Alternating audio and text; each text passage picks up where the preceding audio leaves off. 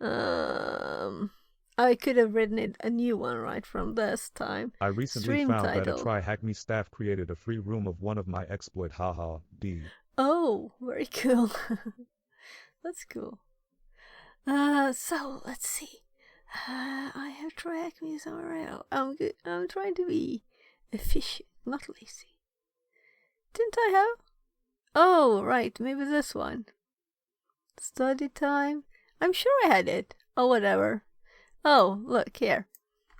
So, we can close that one. Let's just paste this in here. And we have our new stream title and notification. And we're also in science and technology. Because I don't think I clicked done, right? So it was still in just chatting maybe? I don't know. Yeah. Any suggestions? I'm a noob, so no craziness, but you can suggest a box that's good or easy enough. I know IT though from ancient times. So if we do challenges and let's try and be easy, and I want to do all the easy ones. Yeah, right, I did start this one, and this is not really, I wouldn't count this as a box, but maybe it is. I want something that's like a more complete box. Any suggestions? All of these should be easy. Then it depends on if you happen to know the thing or not. As a noob, I don't know all the things. Yet. And I realized that this area existed in about a year ago. I realized as time flies. And collection. Is there like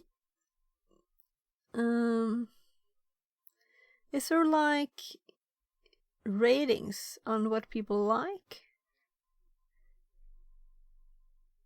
on these somehow? I don't think there is on TryHackMe, right?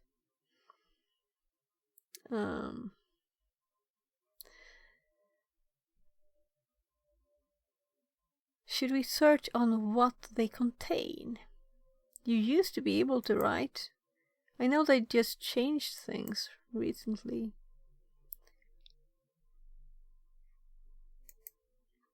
People suggest something, and it's okay if it's if you want to stay and help. It's okay for it to be a bit harder too.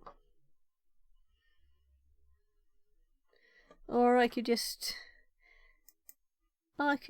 somehow solve it, even if I don't get help too. I just don't know which of these are actually like boxes or more limited challenges with just one thing.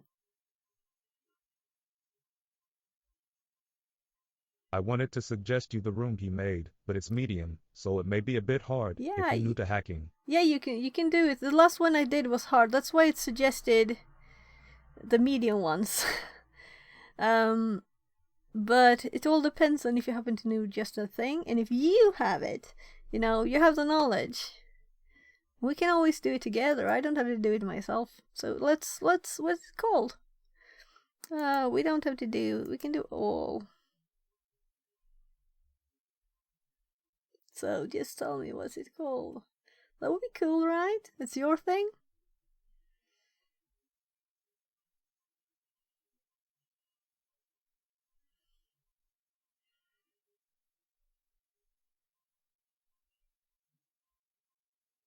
The room is CVE 2023-7028. So it has a CVE.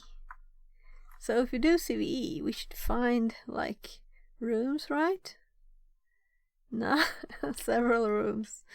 So I guess having a CVA as a room number, it's not really you know? 70, 28. Did I type it correctly? Let's do just all on everything. Come to all there.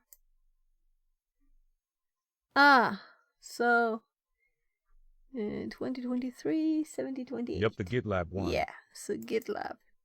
Oh, I really don't know GitLab. I always use GitLab. Mostly. I think I created an account. Okay. So let's go for it. And I had a bit of a laggy connection there for a bit, and I think it's kind of back now. We had unstable. It still says unstable. I've never seen unstable before. And we also had a bit of a glitchy connection. So we'll see how it works, if everything works as it should. And I'm kind of leaning back here, so I'll just lower my desk a bit. So I don't want to move the camera, that's too hard. Let's go for laziness. I'll see if Nori pops in and gives me a lot of push-ups again and stuff. I'm just moving my OBS over there and putting up the VM here. So let's I guess that we have a lot to read and we don't have to start anything yet, so let's start with this. Learn to exploit a GitLab instance using CVE 2023-7028 and understand various mitigation techniques. And I know it feels really cool if it's, you know, your own thing. It's made a room. Must be cool. So GitLab is a renowned and widely adopted web-based repository manager that provides a comprehensive platform for source code management. And that's my food. Continuous integration and collaboration in software development projects. For the latest stats, the platform ranks first for CI/CD and DevOps tools, surpassing other vital platforms like GitHub, Azure, Jenkins, etc. In Jan 2024, the platform identified a critical vulnerability in its Community CE and Enterprise Edition EE. Okay, that allows unauthorized users to take over user accounts, potentially including administrator accounts, without any interaction from the victim. The vulnerability was identified by, there you are, Asterion04 through a private bug bounty. It's cool. Through a private bug bounty program. D. Yeah. And it was assigned the severity critical on CVE ID. So critical too. Did you get any money from it? So, learning objectives. Exploit the GitHub CVE. You should have, at least, right? Through CVE, how the exploit works, protection and mitigation measures, room, prerequisites, understanding how following topics is recommended before starting the course. Okay. Yeah. I think I can handle it. I'm ready to explore the room. So we got 2 streak. I should do something every day. I should. I did for like 64 days, and then there was a bug with the time zones. Cause when my day switches, that's not when that day switches. So, well, you know. The vulnerability was caused by a bug in GitHub handled email verification during password reset. Okay, an attacker could provide 2 email addresses during a password reset request, and the reset code would be sent to both addresses. This allowed the attacker to reset the password of any user, even if they didn't know the user's current password. That's quite a bug. Affected versions. All instances of GitLab CVE, and that was like the free and paid versions, right? Using the following versions were vulnerable. Impact. A successful attack would allow the attacker to control the victim's GitLab account. This could allow the attacker to steal sensitive information, such as source code, commit history, and user credentials. The attacker could also use the compromised account to launch further attacks against other users or systems. I'm just curious, so these are the software you have installed on your local machine, but wouldn't this be on the server? Well, I guess I'll learn. I don't use GitLab, so I don't know how it works really. I will learn, hopefully. Or I will Google or be taught. The attacker could also use the government's account to launch further attack against users or systems. Detailed technical explanation. Great. The vulnerability resided with GitLab's post user's password API endpoint, which is responsible for a password reset. The pentester exploited a flaw in email address validation, but they already said this, bypassing checks for... There are self-hosted GitLab instance, not only the official one hosted on WebLink. So yeah, you can have your own. So that's why people use it, to have their own safe, ones, right? Okay, thank you. So bypassing the checks with invalid formats. Upon receiving a password reset request with an attacker-controlled email, GitLab incorrectly... I have to switch my ear thing, because it keeps clicking. I guess this one is broken, though it's kind of new. And I think it's a Swedish company, so maybe I can just... I'm in Sweden. So maybe I can just, send them a mail or call them or something. We'll see next time TTS speaks if I have anything there working. Now is it blink? Whatever sound.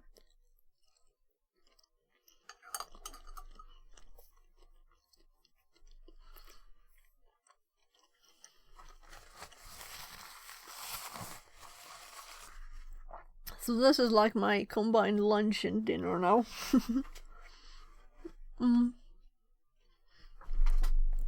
Almost dinner time here. You can see my time, right? Not really for me, but I'm thinking like it's time. And I did actually lose where I was. Was it because I scrolled?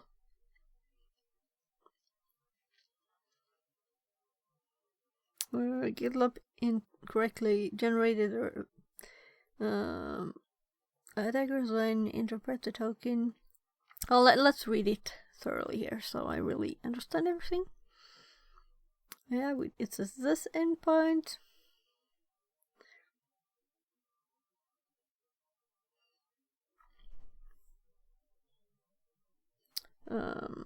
Upon receiving a password request with the attacker-controlled email, GitLab incorrectly generated a reset token and sent it to the invalid address. Attackers then intercept this token and use it with a valid target user email to initiate a password reset. So it was not sent to 2 emails. Or what? Because it's forwarded? Or am I not reading it? I should finish the sentence. Password reset hijacking the account. So was it, you could send an email address and then it was sent to you and then you forward it to the actual user, but it said it without no interaction with the user before.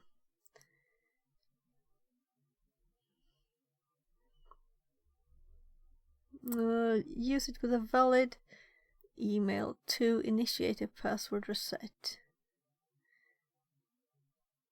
Well, I'll continue and I'll go back if I don't get it when I read on. If we look at the password reset request in GitLab, we can see it is requesting the user password endpoint with, let's look at this scrolling down. So, we can see it requesting user password endpoint and their name authenticity token, hidden CSRF protection token, an email address as parameter. So, okay, the email is down there.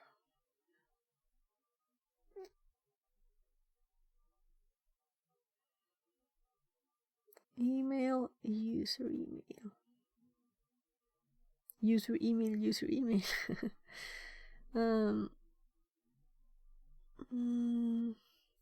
If the target provides another secondary email address, a password set token is also sent to the address. So this is the second one then, this one? No, name and ID. I guess they will explain. To understand how the vulnerability works, let's have a source code GitLab review. was written in Ruby Rails, not something I'm very familiar with, haha. Okay.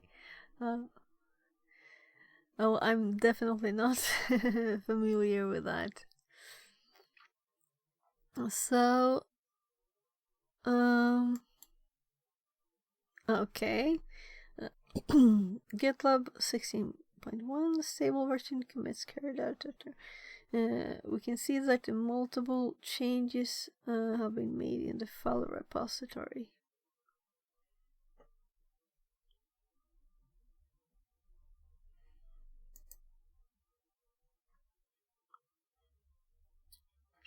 I'm not signed in, meaning I don't use this. Hide.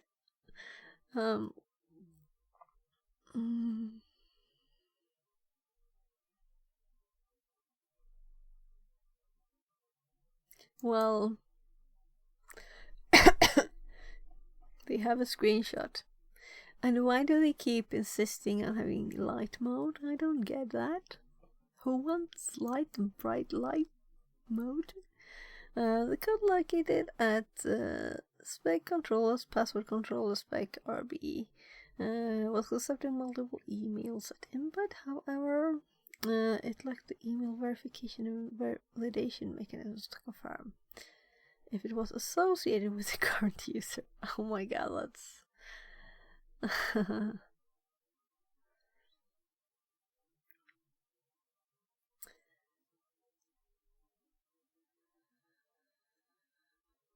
oh yeah, not the language I know, but you know.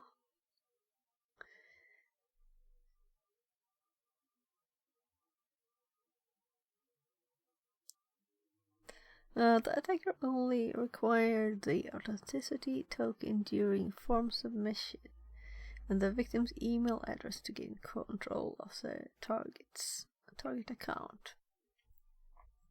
What is the name of the field that is sent with a password? Reset request to prevent CSRF attacks. Okay, we have these questions. Yeah, to be honest, I didn't read the source code. I did a black box testing. I hate Ruby, Yeah. low. Yeah, I wouldn't say that this is the most beautiful language, but I guess you would understand it if you read it a bit. Alright, so. So let's go back to the question. That was the name of the field that is sent with a password reset request.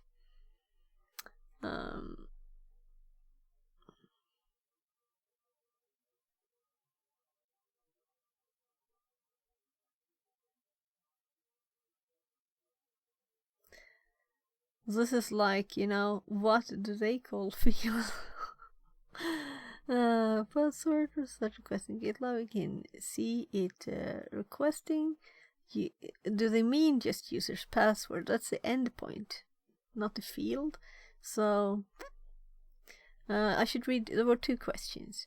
What is the HTTP method used while sending a password? Okay, so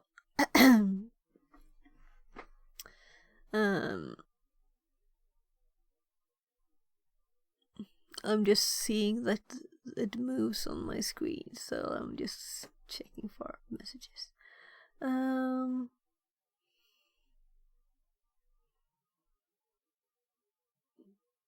Yeah, and the email address is a parameter. So I'm thinking, what does it mean name? What do they mean really? Because I see these are like the...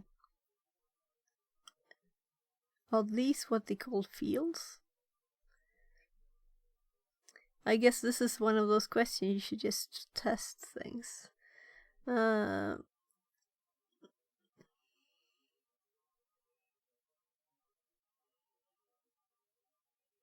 I should look at what they're using for kind of language. Because the email addresses themselves are parameters. And this is the endpoint, so it can't be those, right? But I would almost... Well, let's read the question again. Maybe I'm just not reading it. What is the name of the field that is sent with a password reset request? Okay, so the name of the field in the form line. Email? What? Reset password? Is it... This is such an odd question to me. Am I just stupid? The name of the field to prevent CSRF attack. Oh, well, that was it. Yeah, but I'm still at this name, you know.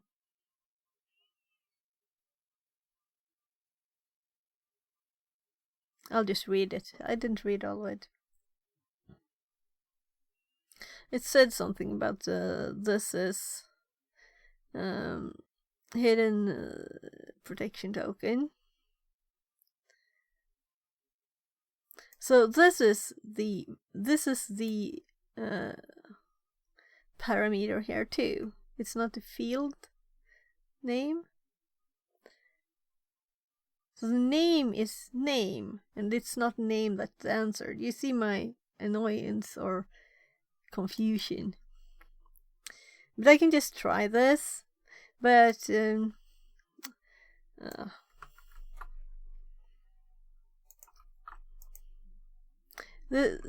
would be, you know, the first thing I guess. But this is not field, is it?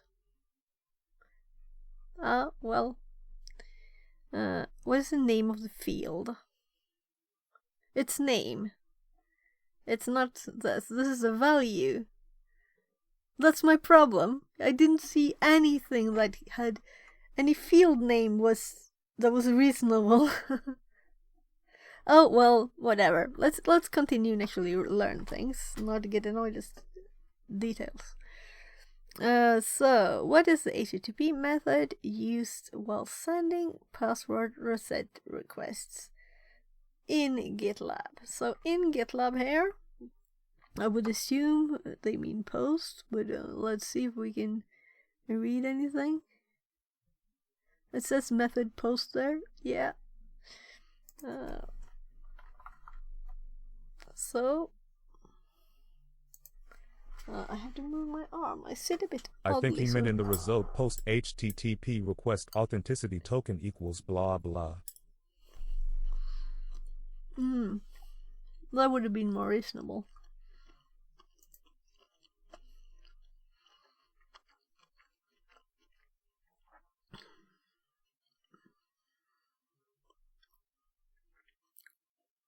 So we don't have that anywhere. So oh, okay, whatever, let's continue. And we have a machine to start. and I guess that it will probably take some time. I'll just take another bite. This was very good.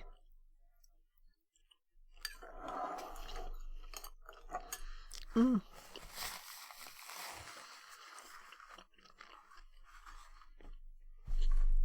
Mm.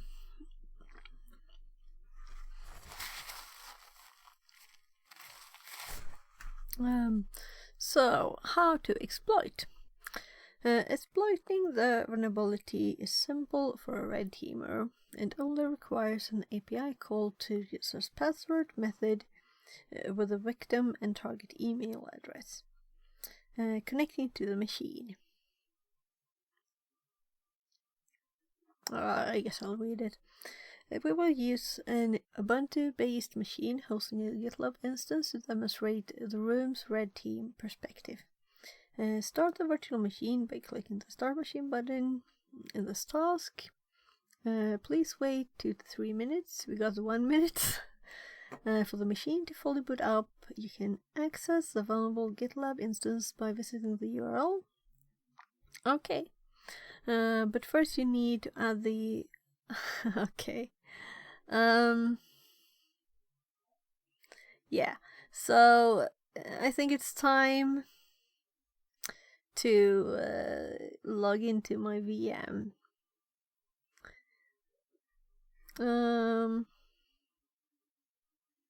Email server.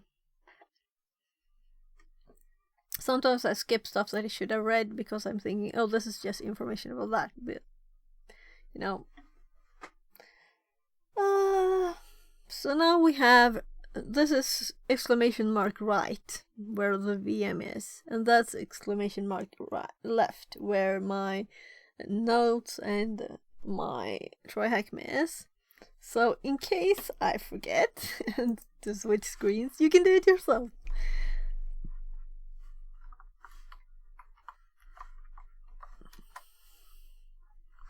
Alright, I was testing space. Replacing space with something else. Maybe you have good suggestions there. I don't think we have... Yeah, we do. It's running. Forgotten and logged in. Right, let's actually just restart it. I will have to type my password again though.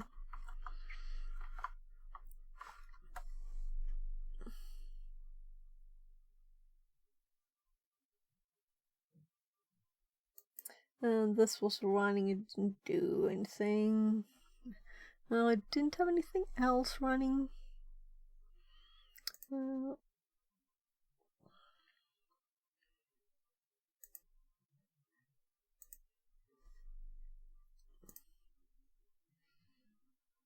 I had this tiny just to make screenshots, and I have that there to avoid the new Kali background.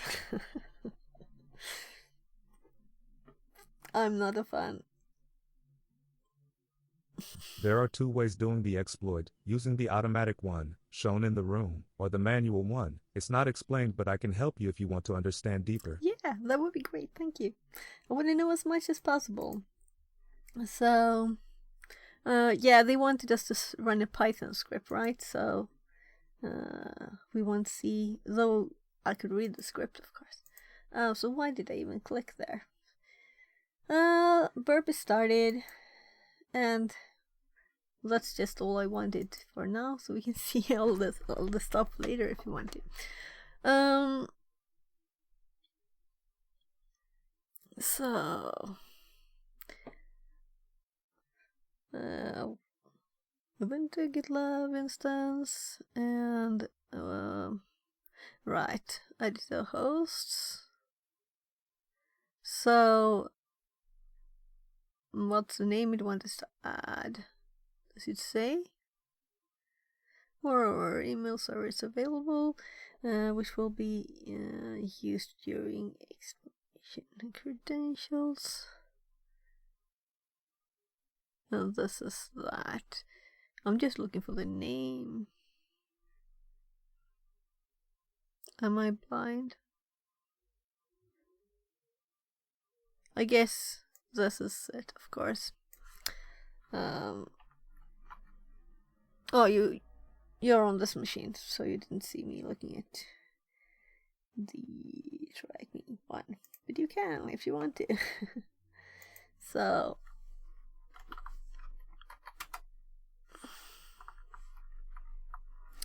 I'm sitting kinda oddly. Now I don't know where in my password I was.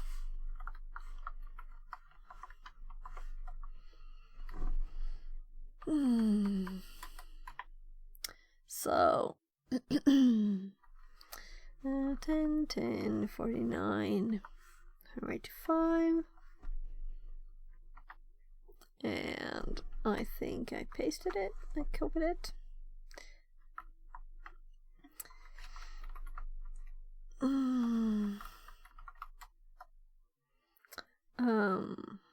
Yeah. I really would prefer to do everything with a keyboard if I could. I'm old.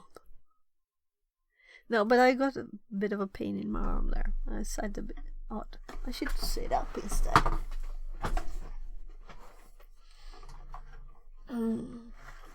Sit properly, not like lean oddly. I did lower the desk because I was just leaning back lazily.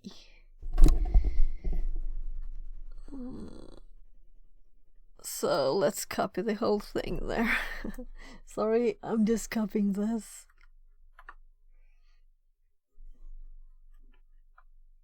And I'm trying to paste it without clicking. Sometimes when I switch screen, I kind of like think that I actually switched or clicked on something too, which is very stupid. So here we have our GitLab, and it also tells us the email is available at another one. So let's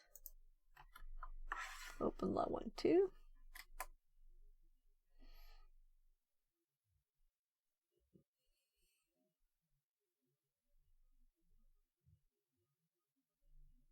There.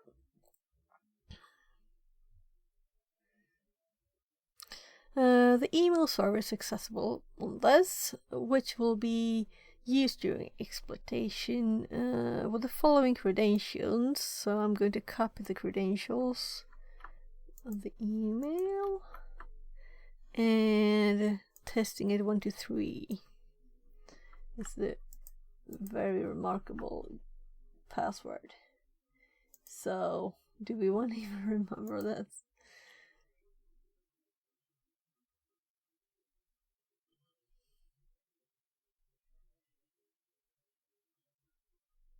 There. So we have everything, both links there. So let's go back to the left screen.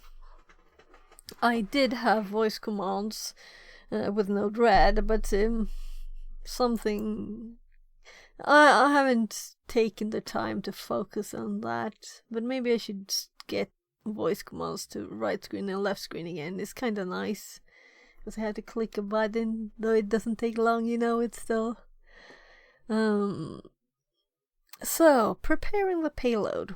We will be using a modified version of the let's click that of the park developed by Vasek to take control over the administrator account. Create a new file called attackpy and add the following code. So do we have a clicky thingy now? So let's just select it all.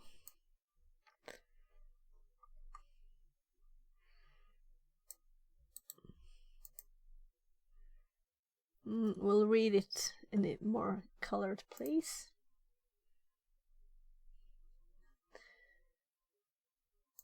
This is actually kind of okay program, right? As soon as we save it with a name, it will color it. Better use the name it said. Attack. Maybe not though, cause let's use the CVE instead. That's much more useful, right? So call it 2023. Oh, typing on the wrong page again. 2023 7028. There. The automatic Python POC was made by Vizek and the original manual POC discovery by me. Smile smile. Yeah, yeah. We'll do both, right? So a Python script is just because they were lazy trying it several times, right? So request argparts URL encode random time RE. Let's just see what it looked like here. Request. They have a setting at the same time here. My settings sense is complaining. I suggest using burp first manually and then understanding the Python code. Yeah, we can do burp first. Though I just thought I'd do a quick glance at it. I can read quicker if it's boring.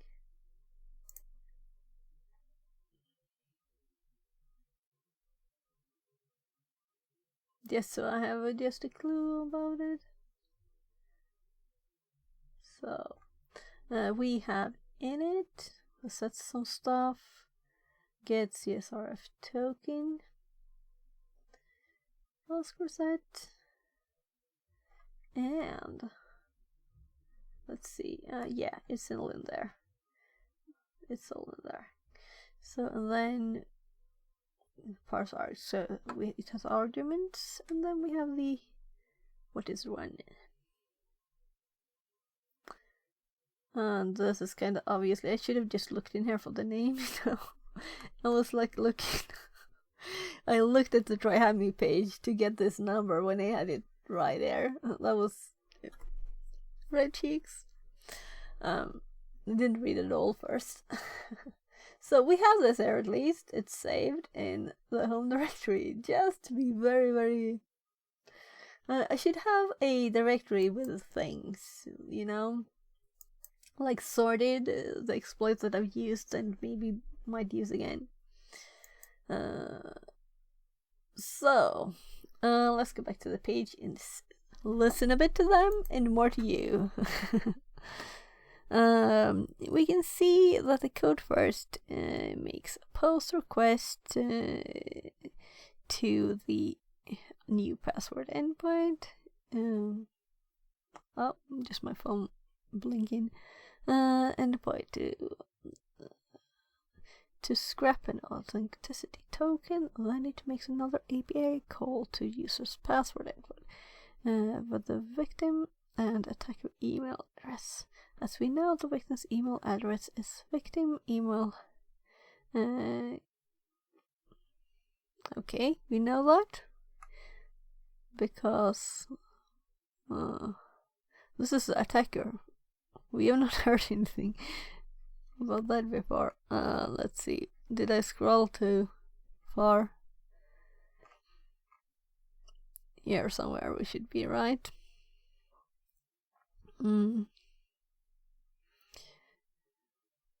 When they say as we know, I imagine they mentioned it before. Run the command show in the terminal below to execute the exploit. And we might do it manually then first. That's your thought, right? I like doing things manually so you really understand it.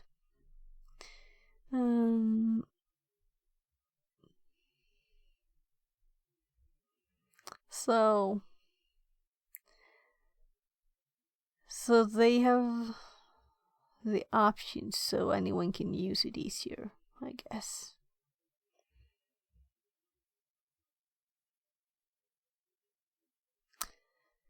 T and E for the email addresses. Once you execute the command, you will receive an email in the attacker's account. Log into the attacker mailbox. and you will see an email titled Reset Password Instructions containing a link to the account. You request a reset password for your Git account. If you did not perform this request, you can safely ignore reset password. Click on the reset password label. It will ask you to update the password with a new password. There, it is enter the password and take control of the administrator's account. Default username for administrator is root.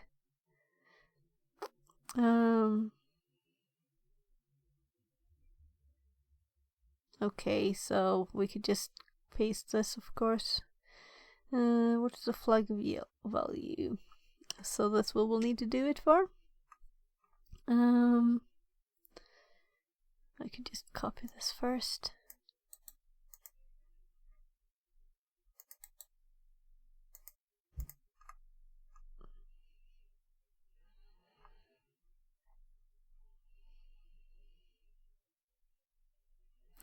Should we do it manually first? You decide. Of course, we had the link here too. Yeah, and here we can see it, the code more. To fully understand, intercept the post request in burp when sending the password reset form on GitLab frontend. Yeah, but do you think we should do that now, or should we? We could just send a password reset and see what happens. Yeah. Let's do that then. I was just going to look at this one. Yeah, and here they have space in between that I wanted, you know? It looks prettier. But this is really the same thing.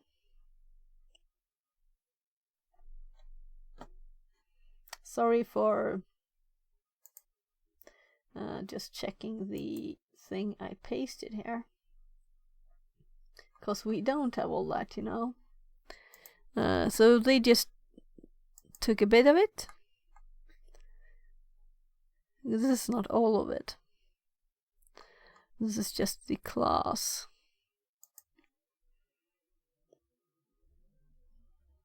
They don't have this class in there.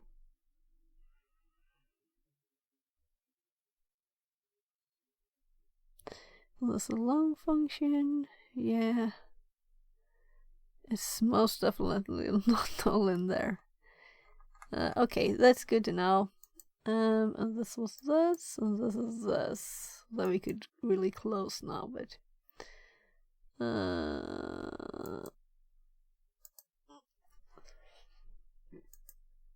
so let's go to the VM. And in this one, it was just this class, and this is all of the file. So it's just a bit of it, not the full thing. So we could just we can send some just test data here then.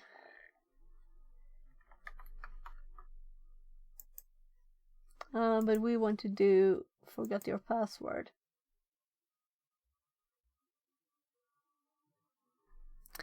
And let's see if it wants real stuff. Yeah. So I hope no one has this email. I don't think it exists.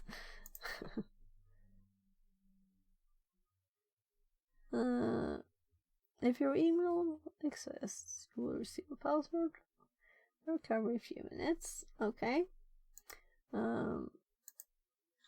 And let's look at burp.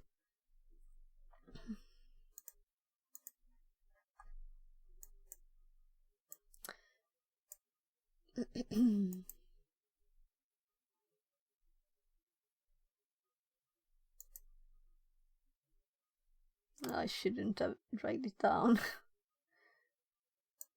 So scroll up. First we had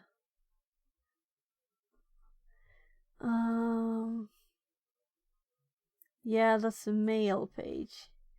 Yeah, of course. And then just to see what was right now. So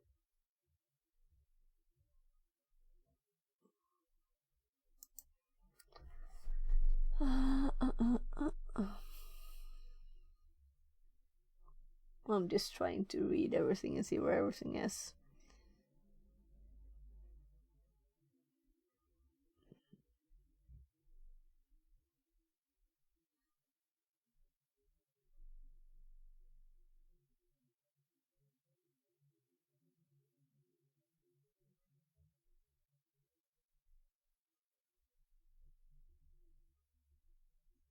Oh my, this is long, right?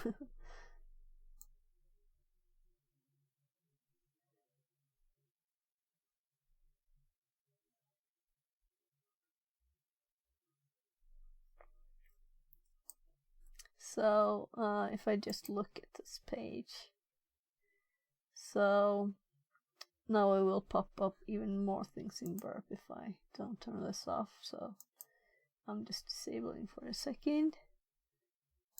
The authenticity token is used only for the automatic Python code. You don't have to get it manually since it is set by the front end.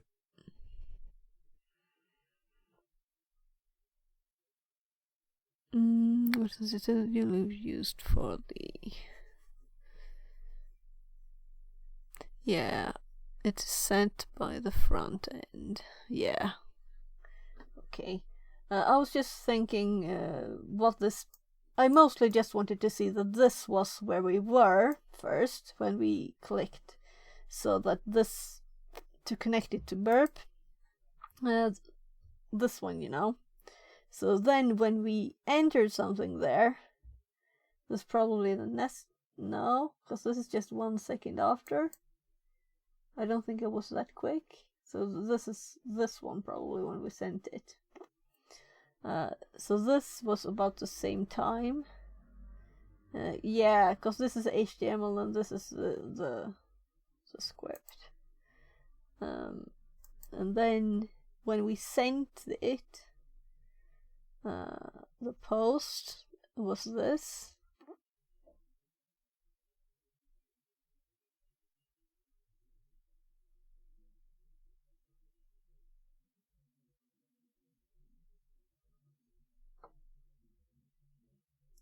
And here is that email that we sent. And we redirected to the sign in.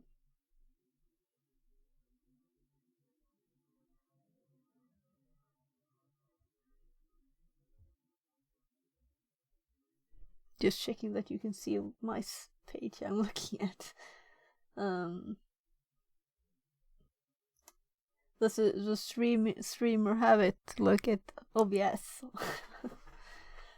So okay. Then it's redirected here. I guess. Sign in.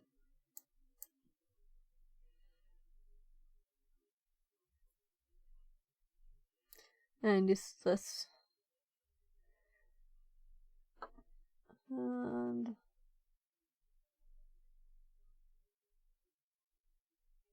well, I don't have to read all of this.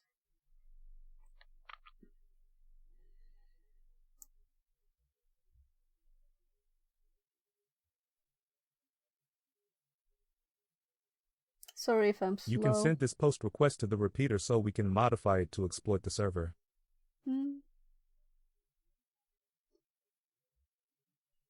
But not this one, right? This one? Or do you mean... Let's see if we go up. This is the... this is just to get to that page. Do we need this one too?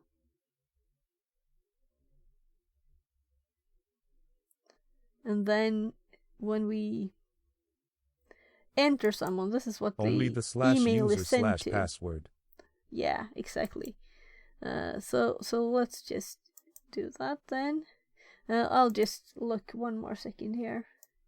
But I guess I already know, I think. Yeah, so I was just looking for this message, but this is the last one. And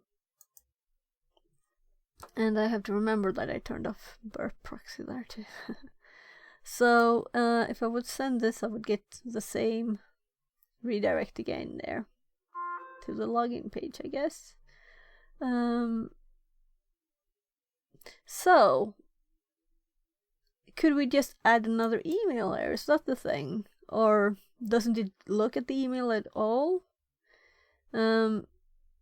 This already has...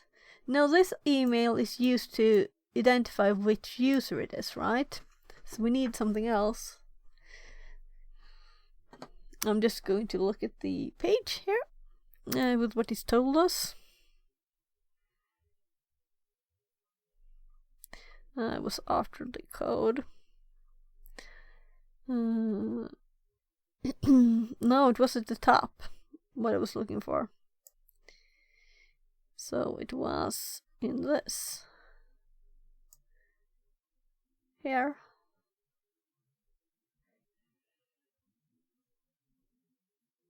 Because this is the actual form. Is it? Okay. And the buttons here. Yeah. Fantastic says. Winroth. Translated from Slovenian. Hi. Welcome back. We're looking at this thing.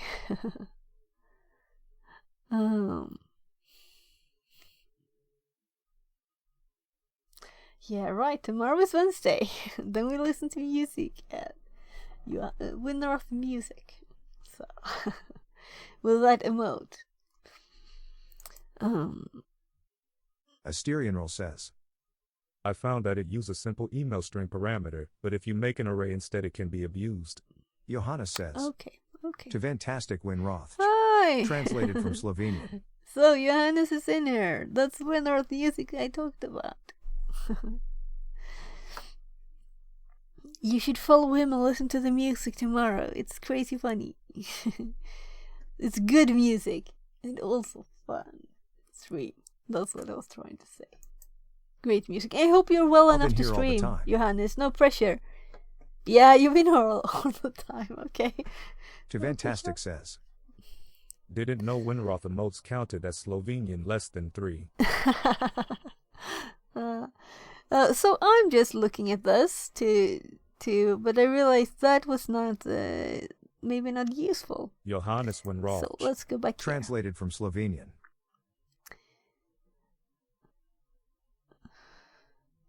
Yeah. So if we go back to here. Oh, just a second. I got a call.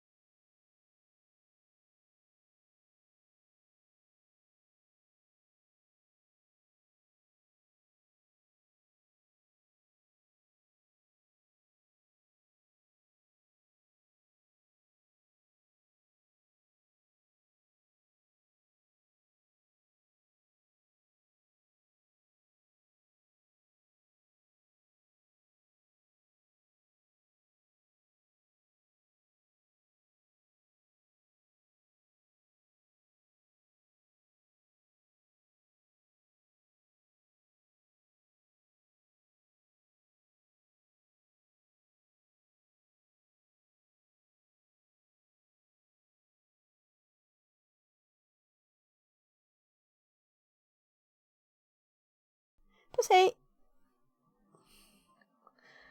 Just my hubby going home from work. I'm going to put something in the oven for him in a second.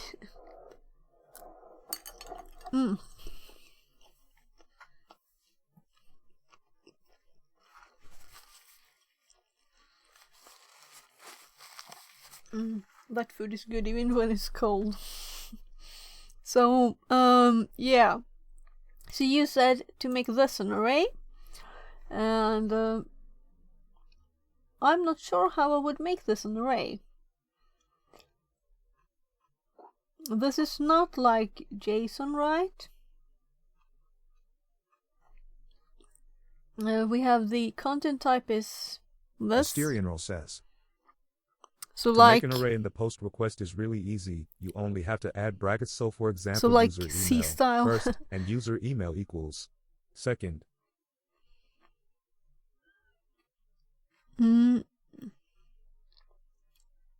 So these are brackets here already, right? So if I would, I better put his food so I don't forget it though. So if I do, I'm learning. I found this one like yesterday, because I had seen it before. But so if I URL decode this, yeah, they are brackets. I should have done all of it, right? And this should be, of course, the @ character in my test email. Well, let's do this bit too. URL decode.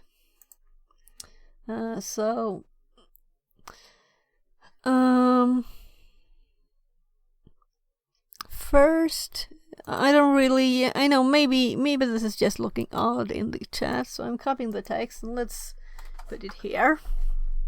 So, okay, so we just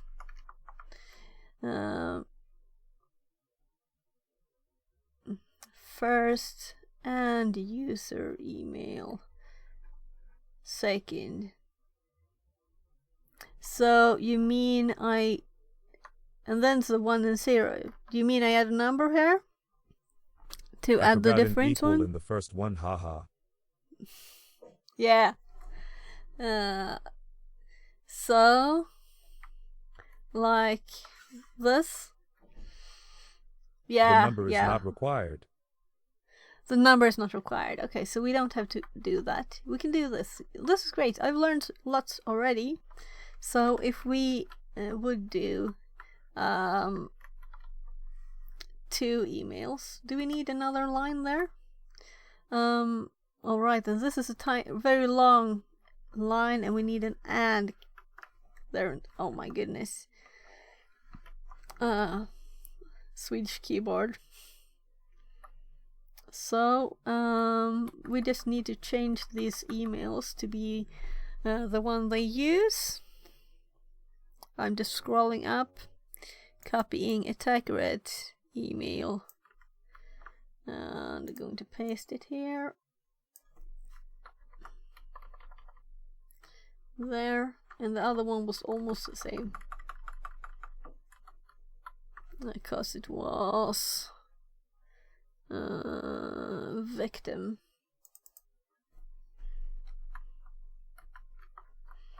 There.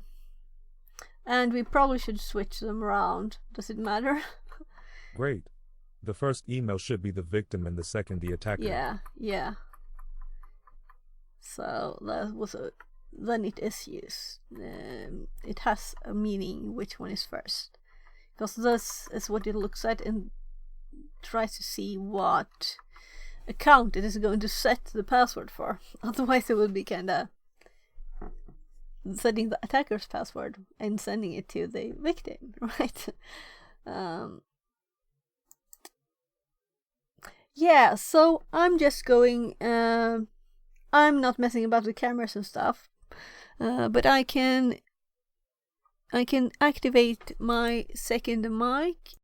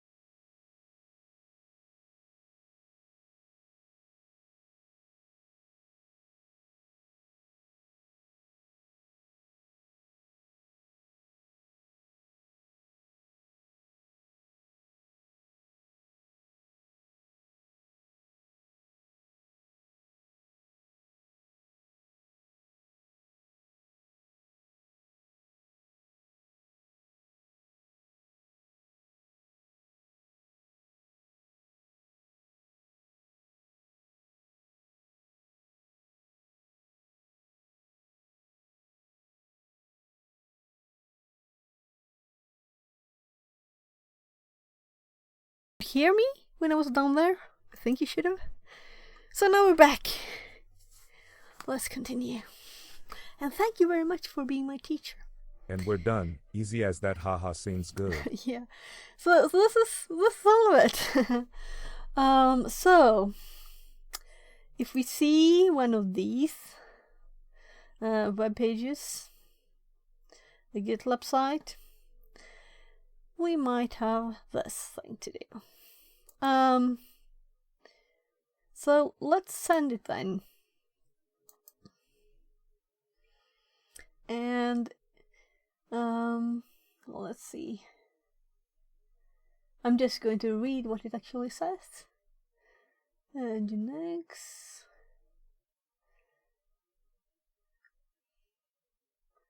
And this redirecting is to the sign in.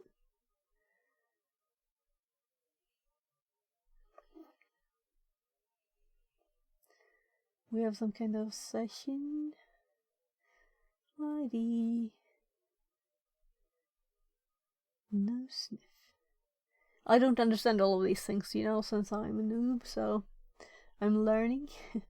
And I've been in Gar's Discord events, and he does everything so quickly, so you can't even see it sometimes. I'm trying to do it myself, but I just get a tiny bit at the start until I have to watch what he's interesting things he's doing.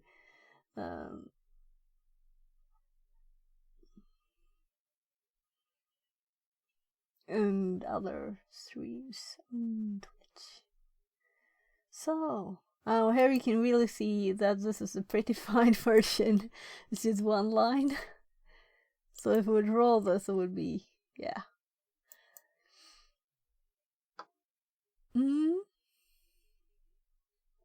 So I guess we look at the email. Great. Now you should get an email soon. I don't know if it updates automatically.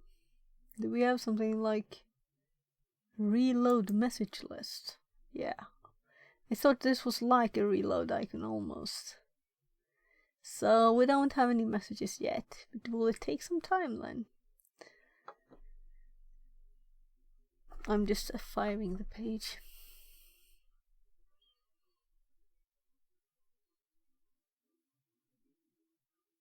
Nothing yet.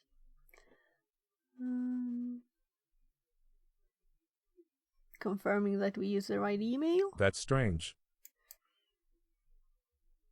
Mail GitLab TSM attacker. There are bugs in these machines or these labs, you know.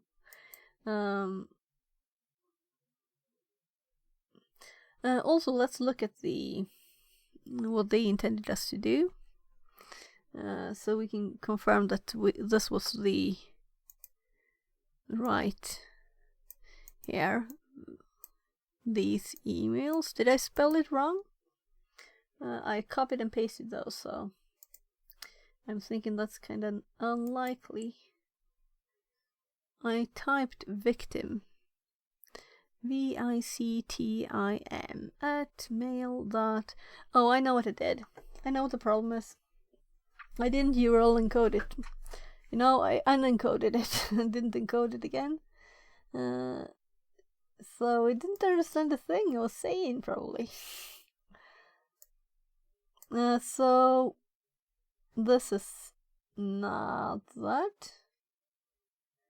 This is it. So we need the parentheses, and will it do it correctly if I do all of this, or will I have to unselect the equals?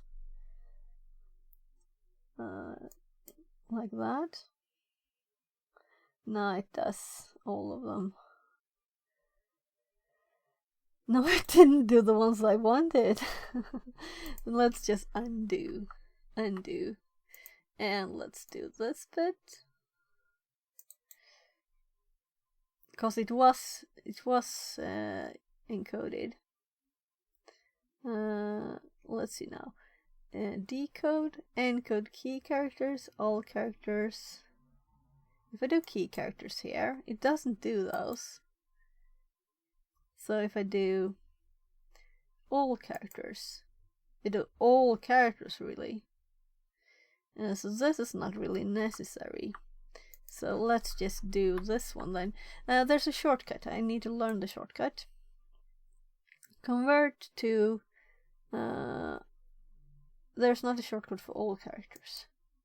So if you select one character or just a few, and you do this, we have a one character. If we would use Control U on one character Control U. No, it doesn't get it. So we have to do it manually then. Does that also mean that it should actually have done it? These are not the problem. Well, let me just undo that and try the @ character. Would that be the problem? Or should this have just worked? Anyway, I changed that from what it was in the actual request. So then we could copy this here, and if I send this one, will I get an email? Will I get 2 emails now because I didn't wait?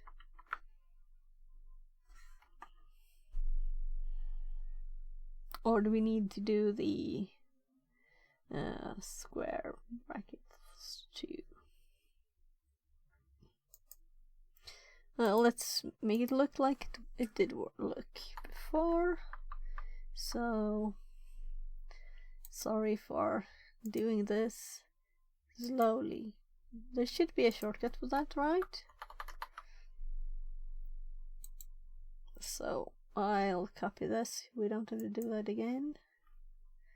And maybe we should learn them. B and D, 5D and 5B. So we have another one of these here. Christy says. Hi, just hooked off Hi, work. Christy. How you doing? I'm doing fine. How are you? Or you said you were fine, right? Or didn't you? No, you didn't. You said you just thought that was work. That's kind of meaning you're fine to me, right? So how are you doing, Christy? Let's try and send this, but first let's see, double check that we didn't get anything. If we click this, no mails. So send it again. Could it be that something timed out, like the authentication or something? You do box? Yeah, it's this one. It's this CVE thingy with GitLab. So we're trying to do it manually here. So that's what we're trying to do. And I'm getting some help from the one who found it. That's cool, right? So how? What could it possibly be if that doesn't work? Is it the box that's broken, or is it me doing something more?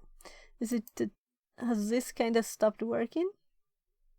The authentication token? Asterianral says. That's strange. I'm trying on my end right now. Okay. I'll also look at while we're waiting a bit, I'll look at this Python script so I can see what it does.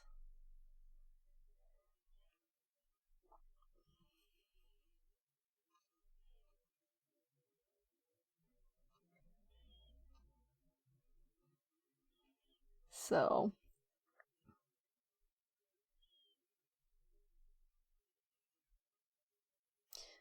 it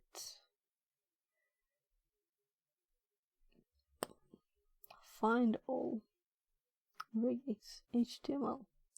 All right.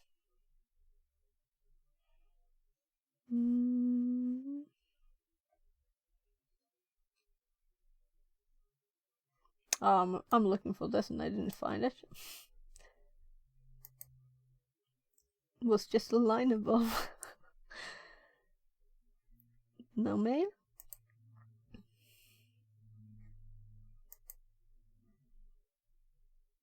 You never know if it's you or if it's a box. That's kinda a bit annoying. But it's been worse the last few weeks, actually. Or I guess that would mean when I started doing TryHackMe a bit again. Because I started almost a year ago I did it a bit, and then I didn't do it for a long time.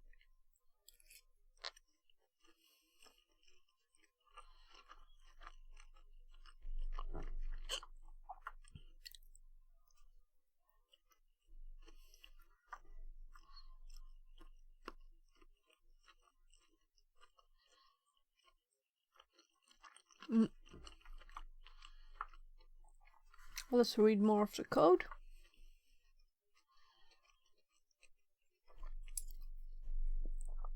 So let's just start from the beginning. It gets the args here.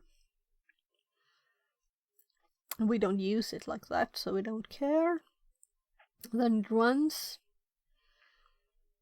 this with the URL, target, and evil email addresses.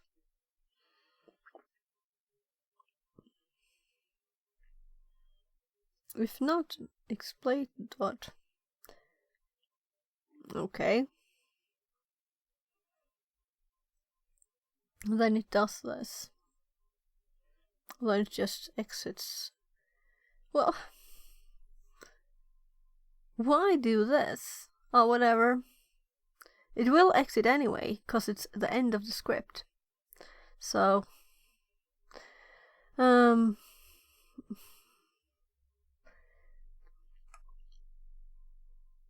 so first,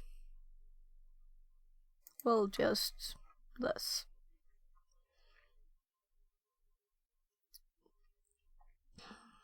URL, target, and evil. And if you don't have one, set it to known. How would it be useful with known?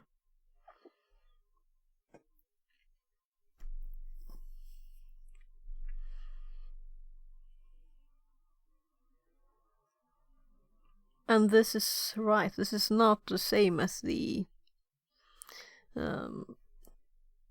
It also linked to the full puck here. And this is the script, but it's longer, so it has much more parts. And now we know why this if is here, because otherwise it does something else. And this is cut away, and they kept the if. So the one who cut this didn't know what they were doing, really, all of the things. Because this is only useful if you wanted not to do this.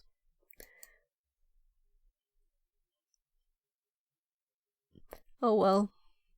Or did I copy and paste wrong? I think I already looked. No, it stops with this. Does it really want us to use this, or does it want us to use this? Add the following code, not the code from the POC.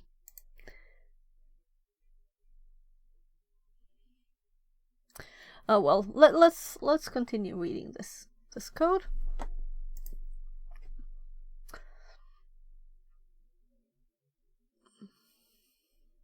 So I'm thinking this box is made for the script, so let's look at it and see exactly what it says.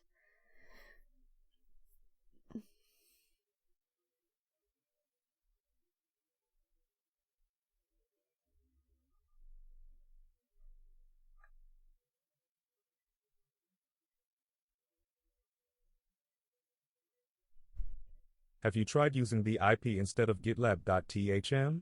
I'm out of idea, haha. Okay, let's go. But they told us explicitly to add it to the host file. I can check that I didn't add the wrong IP just to make sure, right? I'm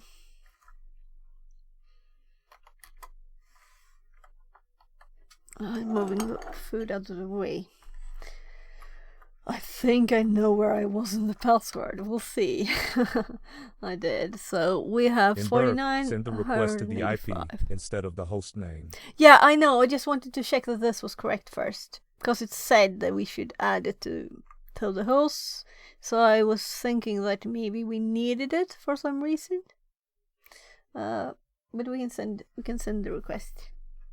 I just wanted to double check because another day I did a typo, although I was a bit more tired then. Yep, but the Python code doesn't use it, so I don't know. Seems good, low. Yeah, good then. I didn't read all the Python code yet. Now I'm curious. Sorry for... But of course, they would not, in the Python code, they wouldn't use the IP because they would have to change it, you know? Or, of course, they can change it. Whatever. Let's just continue. Let's use the... we have both this location right under my head here, and we have this location. So I guess we edit this one and do 10, 10, 49, 185, and there. Let's try this, and then we'll replace this one too. Was it just me that thinking that was faster?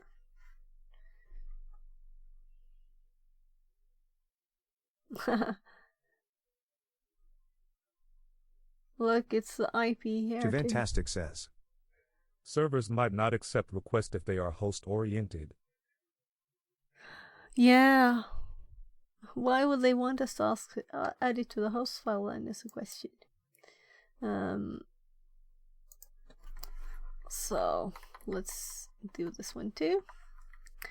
10, 10, and I don't remember it. 49, 185. Many servers only respond if you got the right host. So you mean not the IP but the name? Cause yeah, was there anything else in that name? No. Before I look. Oh, Virtual host, or what they call it. Yeah, right, exactly. So I noticed that this one, I think we actually used this, but it switched. You know, we didn't type this. It switched itself from, I copied the, no, it didn't switch. So this URL has this name, and this one had the IP. Kind of interesting. It has both mixed. So let's send this now, because I think it would have popped up if we had gotten an email. Did you get an email if you tried it yourself? Because I'm thinking restarting wouldn't help if you get the same thing. And it might be there's something wrong still. I guess we'll have to just try it stuff. So I'm just curious.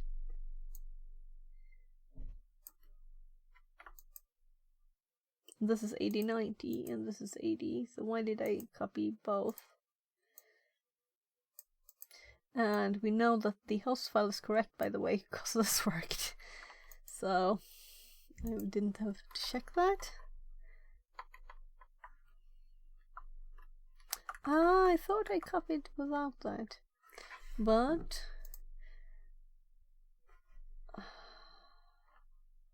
did I like shift that? Now we know I didn't copy the new one. I shift seed probably instead, or adjust seed. I missed control. At least I missed control. So if we paste this here, what happens then? That's the same thing. We just have to log in again. Asterianroll says. The funny thing is, I'm sure the Python code will work for any magical reason, low. That would be funny. Let's try it. You know, let's try it. But also, could it be that the authentication token timed out somehow? That it wasn't available anymore? That if we just go to the page again? Also, I have had boxes that just only the first thing work, and the first time you send thing, then it kind of bugs out. So possibly it sent a mail to test at test test at test. Yeah, that was what he used.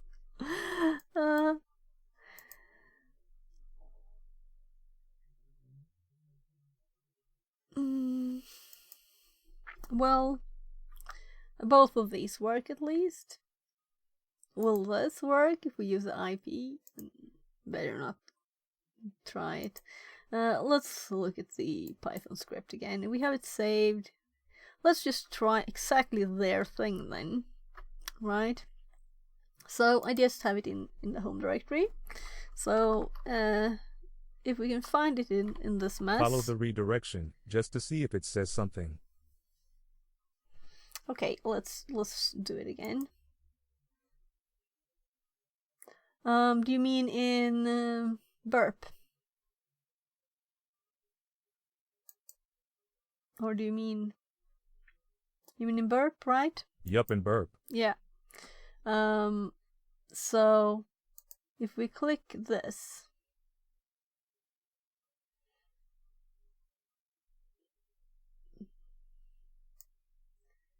let's go down to that message. Why have such a complicated page? I'm just looking for the white text. Yeah, okay. Okay, I should always do it the lazy way. So, yeah, we got the same message. That's the text I was looking for in there. And all the other stuff.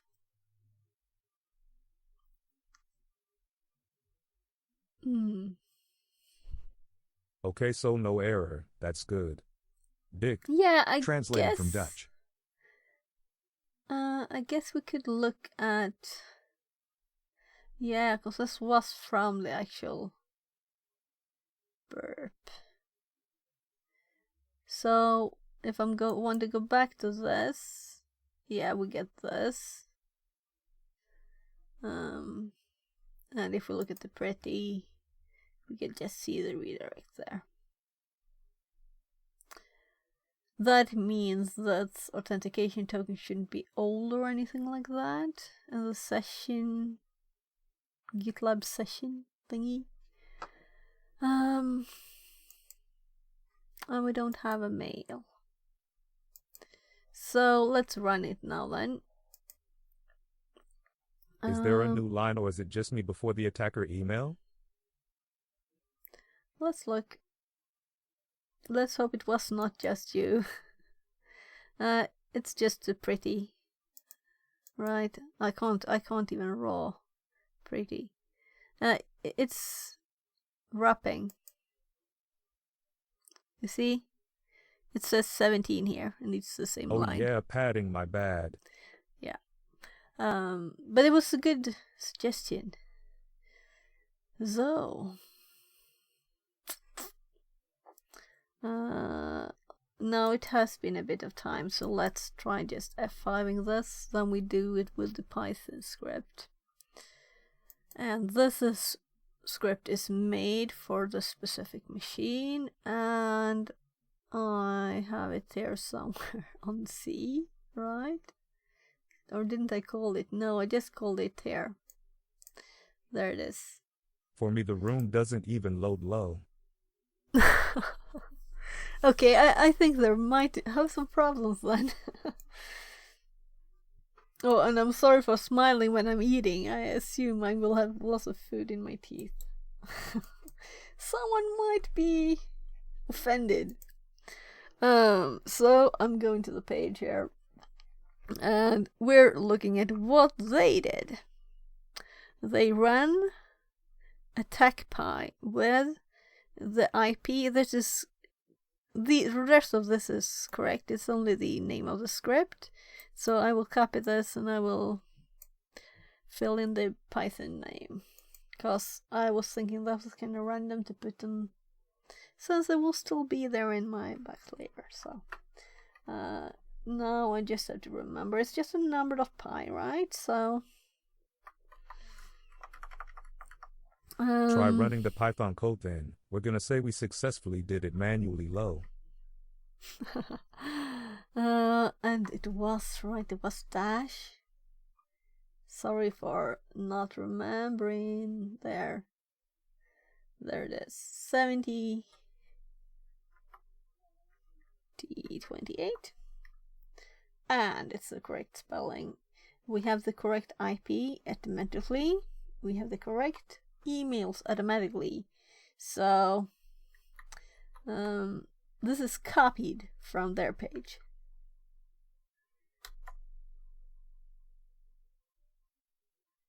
Okay.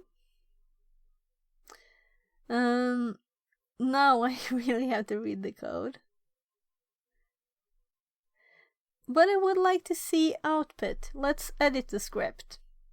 Let's edit the script. I want this. I want more data. Check the mail?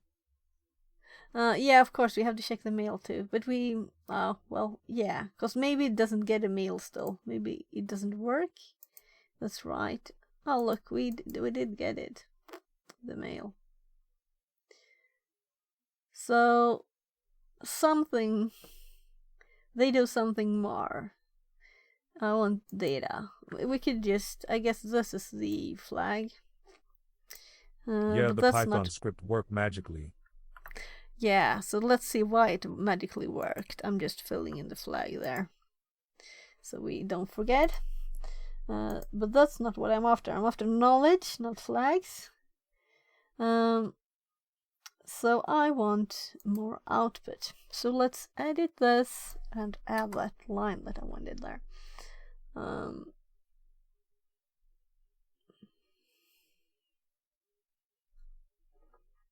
So this is just a token. So when we send the actual, I'm just scanning, so I might go up again.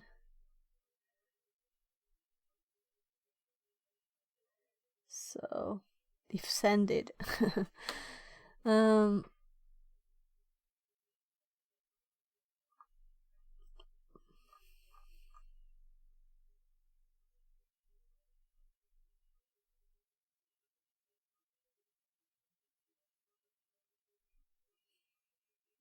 URL encode.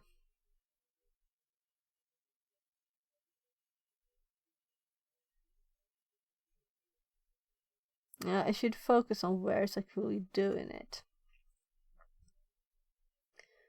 s.post, and s is the request session. So s.post.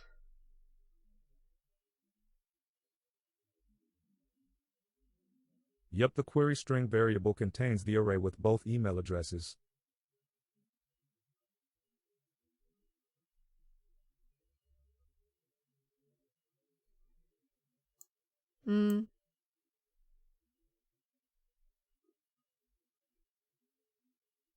I didn't type it like this though, did I? I'll have to... Yeah. Let's see, where is this?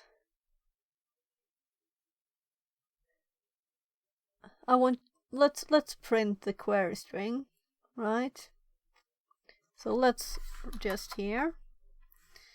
Better tab, or Python will get angry. I do that all the time. Semicolons in Python. At least when I switch languages. So let's just print the let's just say it's a query string here.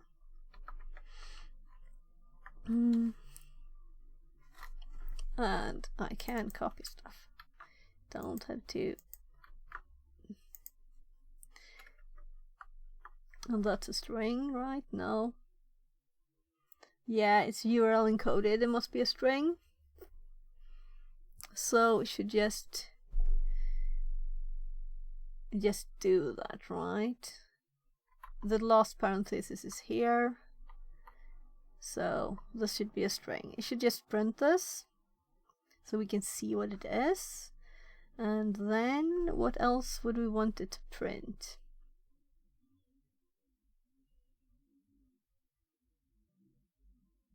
You can just do print query string, query string.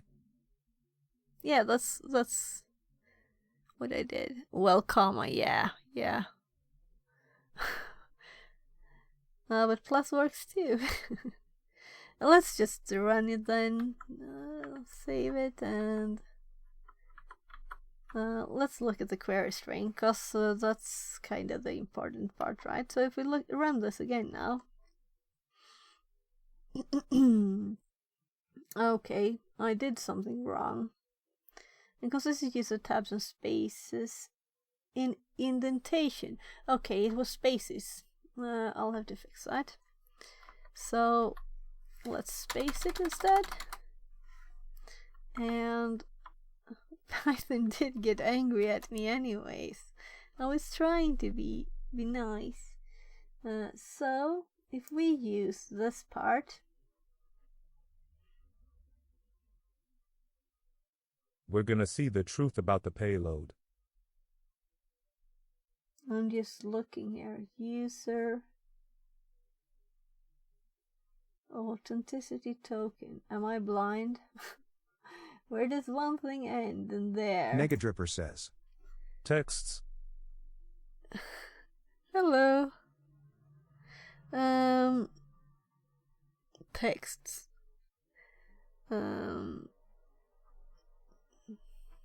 So let's go to burp. Fixerbot says. New follower Negadripper. Welcoming people. Less than 3. New follower Supernaga. Less than 3. Supernaga says. You know. Hi.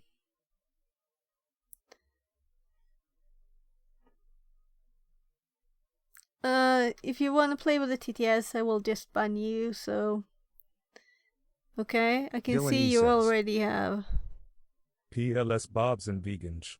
Negadripper says. You know. Supernaga I'm not says. rude. It's my But culture. you maybe. Negadripper You've already says. done. Compete, please. Supernaga says. Do not be rude. Okay. Negadripper says. So cannot that's compete with the kind of sounds. it. Supernaga says. Show your bobs, please. I want it. Dylan E says. Get naked. So, the simplest way to do this, I just close the TTS quickly. And guys, don't play with the TTS, cause I will have to ban you, and I don't wanna, you know. But I'll have to. So let's see here. It's too sad.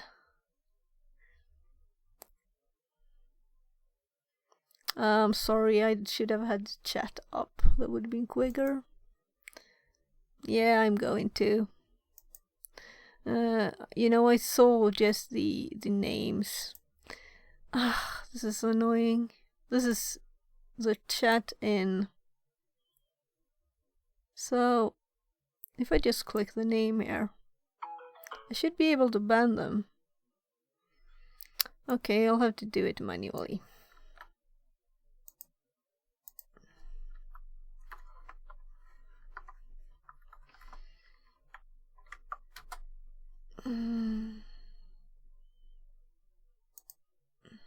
These kind of usernames, you kind of suspect something,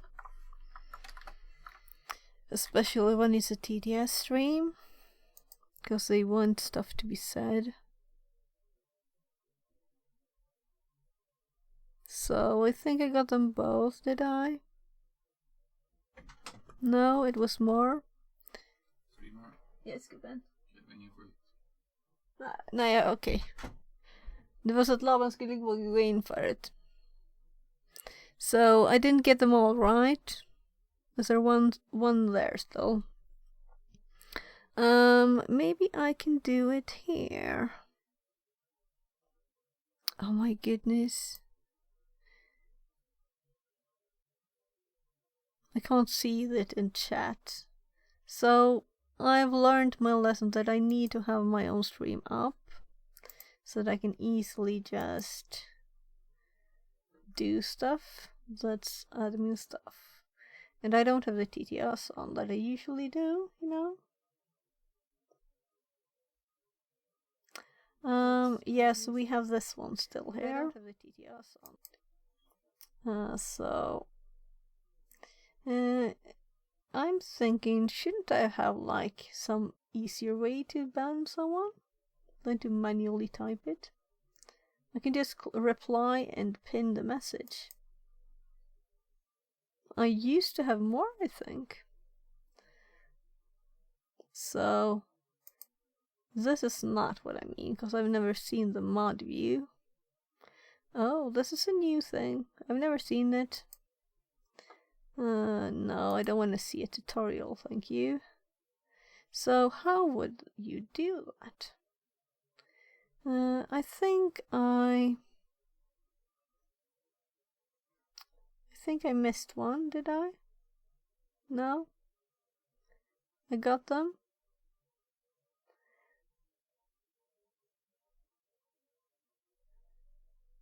No, it was 3.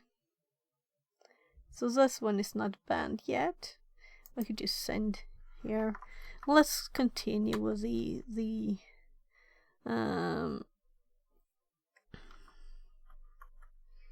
manual typing.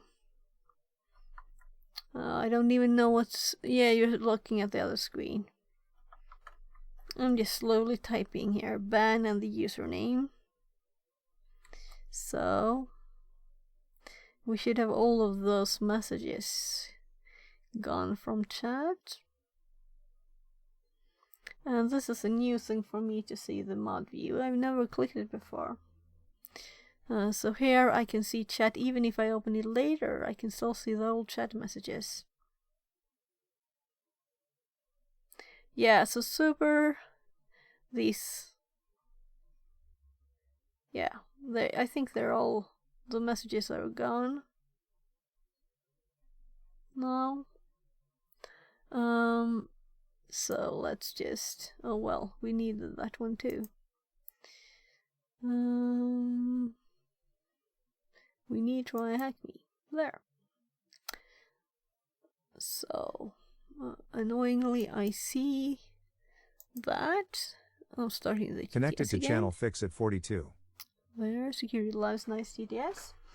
Yeah, the only problem right now is that these buttons are supposed to be working. TTS ban, and they don't work, which is a problem. Cause without being able to TTS ban, it's much harder to use the TTS. But I'll talk to him again. He knows that it didn't work before, but then I think he tried it on his stream, and there it worked. So, yeah, maybe there's something different. Maybe I used the wrong options. Christy says. John has a command line. For those. Yeah, but he uses the buttons too. You know, that's what he uses at first. Then he also has GPT modding, you know. Fixerbot says. New follower Dylan E. Less than 3. Christy says. He is a mod on my stream, and he banned some plebs as well. Fixerbot says. Time to move it, move it. 5 table push-ups redeemed. Christy says. Yeah. This dude again. What?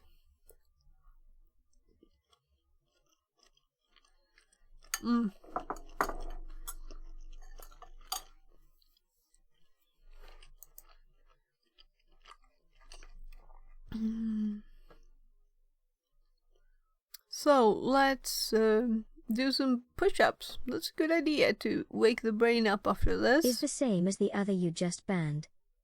:D. Yeah. Bots. Possible. Unless they do something bad, I don't ban them, you know.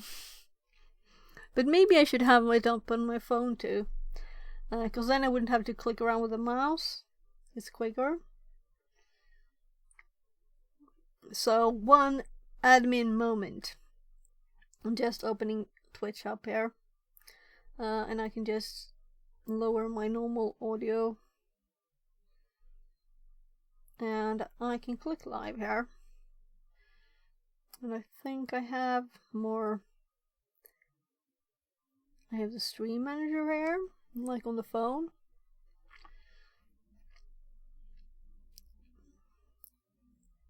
Let's see. Asterianral says. You should have mods to that stuff tongue. Christy Yeah, says. but I'm thinking I if am I wondering need how he got mods. 100 channel points instantly after following to redeem that.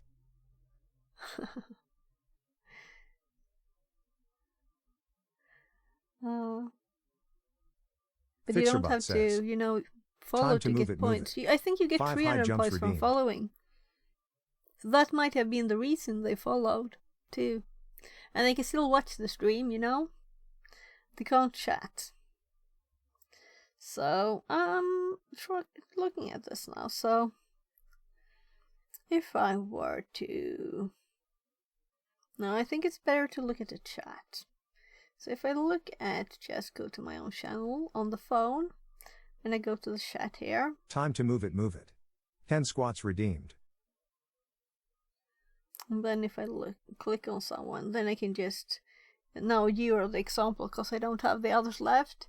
But I can just click ban user. Click a name and click ban user. That's much quicker. So if I have the chat here on my phone, I can do it in a second. So that's nice.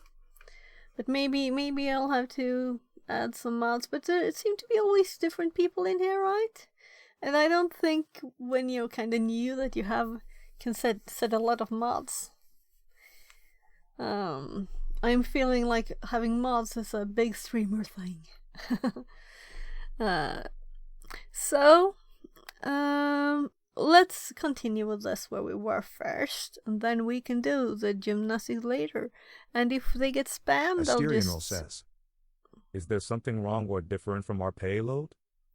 Yeah, I was just going to copy paste here, right? So let's do it. So I went into this, and then they popped in. So if we paste here, as a name, of course, of that person. Now they're laughing now, right? Just add someone from your family as husband or other IRL friend. Oh, they don't. I haven't told my mod is friends. needed, at least one. Just one, actually. Yeah, or two. So there. I'm streaming kind of a lot now, so I can't ask people to be there all the time. But I could make some of you, like you, Christy. But also I know you're a bit like, you would be an evil mother, right? You would ban everybody. That's this. I'm more going for peace, here. But I am not here, frown all the time, frown. No, everybody's. Fixerbot says. That's true about everybody. New follower Superbobber 33. Less than 3. Okay. Christy says. Ha ha ha ha ha ha ha ha. I have never Translated seen the from reason to see adding a limit to the follows. Maybe it's time to do that. So while you're watching this beautiful image, I'm going to go to my Twitch settings and do some setting changes that no mod would ever be allowed to do anyway. I know Twitch better than you, Sophia. Yeah, I know. But I have been on Twitch for about a year now, so I just feel differently than you about how you should handle it. That's the difference, main difference, I think. But I don't want them to use those things. Fixerbot says. Time to move it, move it. 5 table push-ups redeemed. Possible ban evader. It's actually alarming me here. But I can't do anything. I can't click it. Maybe it's because it's Chrome. So here in my other screen, can I click it here? Christy says.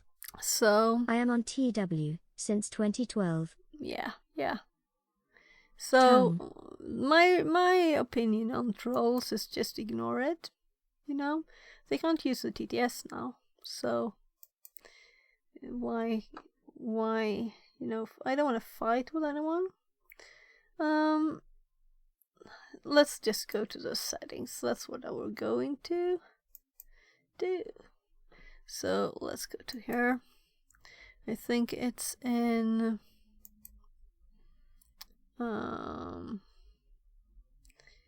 so this person, can I do anything here? Where I have the settings? Settings.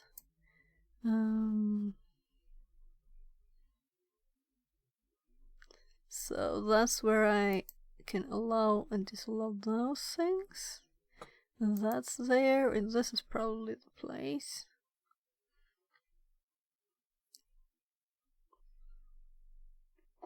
So,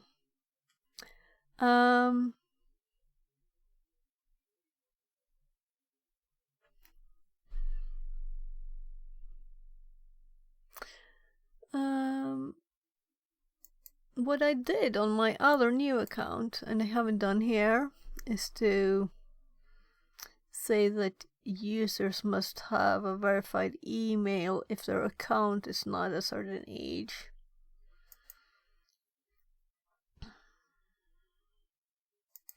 So that would kind of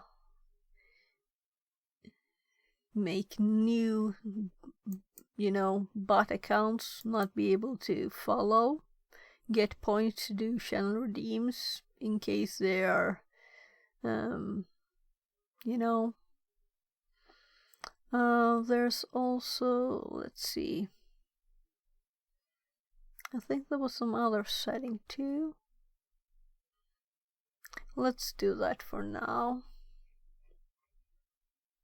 I guess it doesn't apply to existing ones for the future. So I don't have to save this, it's just automatically saved.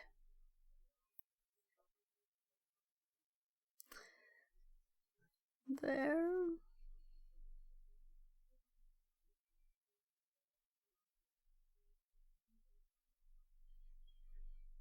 So we'll see if we're done with that or not.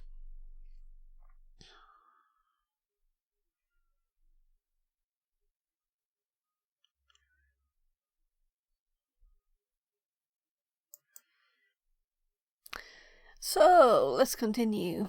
I'm just going to make sure that I still have my OBS up, and let's now see if we can fix this thing. So this, let's copy it right-click way. I know I don't have some bad user in the copy-paste. Let's paste it here. And this looks kind of similar, but what we don't have is capital letters here. Is something else different than the capital letters? Seriously?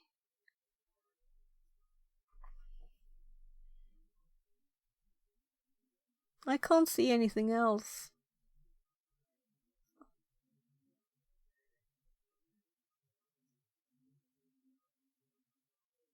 My curiosity tells me not to just use this one, but to actually change these letters.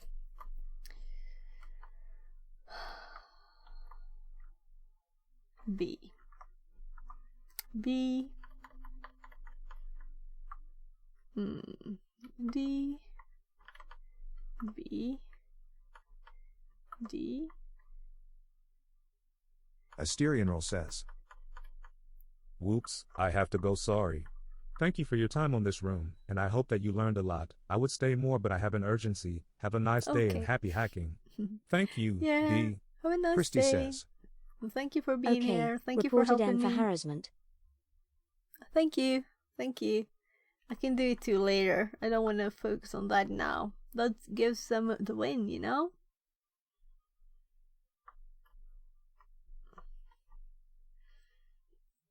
So, the only difference there that I could see was just that. So if this doesn't work, if it worked, it was really odd. Yeah, look. No, these are these two. The two runs.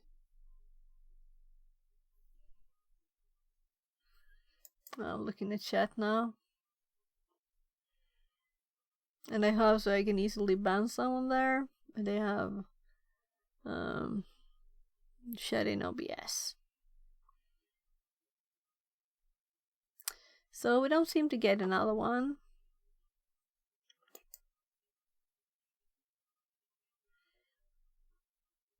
So let's take all of it and compare.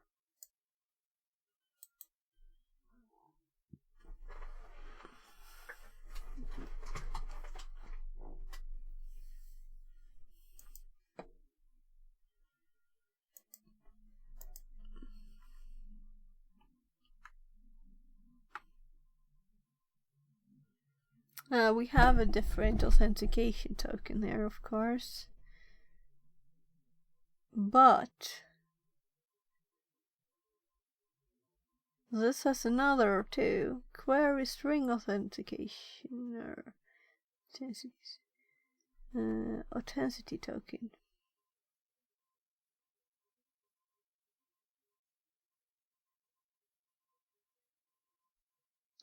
It's on a new line.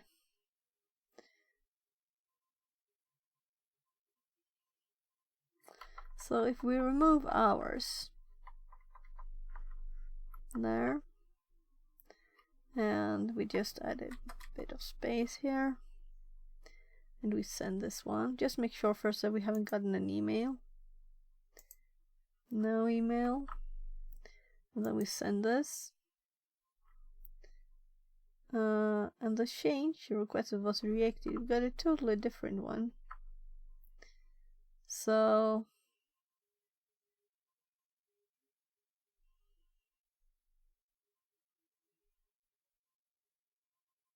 that was not success.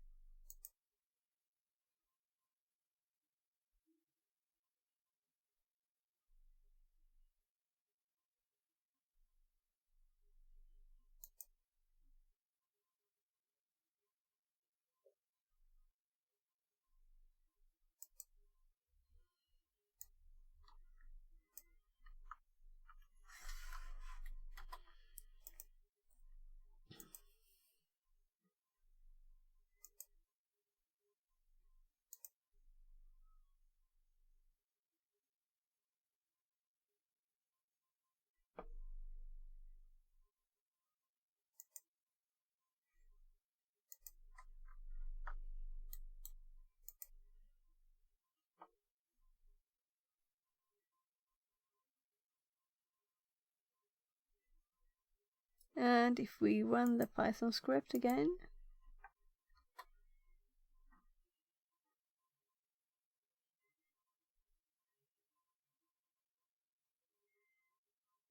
we will get another mail at once, right? So if we refresh now, let's see how long time it takes.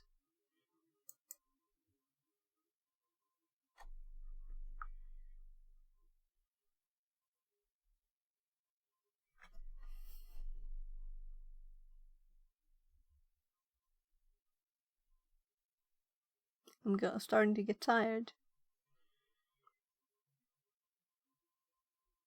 Let's read the rest of the room and then we can continue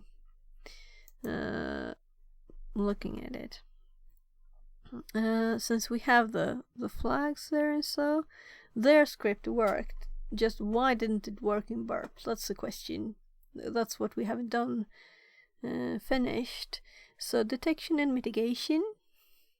In the previous task, we learned that the vulnerability can be exploited by making a simple API call to the endpoint. Such vulnerabilities are difficult to identify as legitimate calls to the endpoint will also occur. examining logs. If we have a SIEM solution that captures web logs, we can create an alert or use the search query to look for the following possible exploitation attempts. Check for web logs for API calls to user passwords with multiple email addresses. Inspect. It would be nice to see now if ours differs from theirs. Inspect email server logs for messages from GitLab with unexpected recipients. Attacker control emails.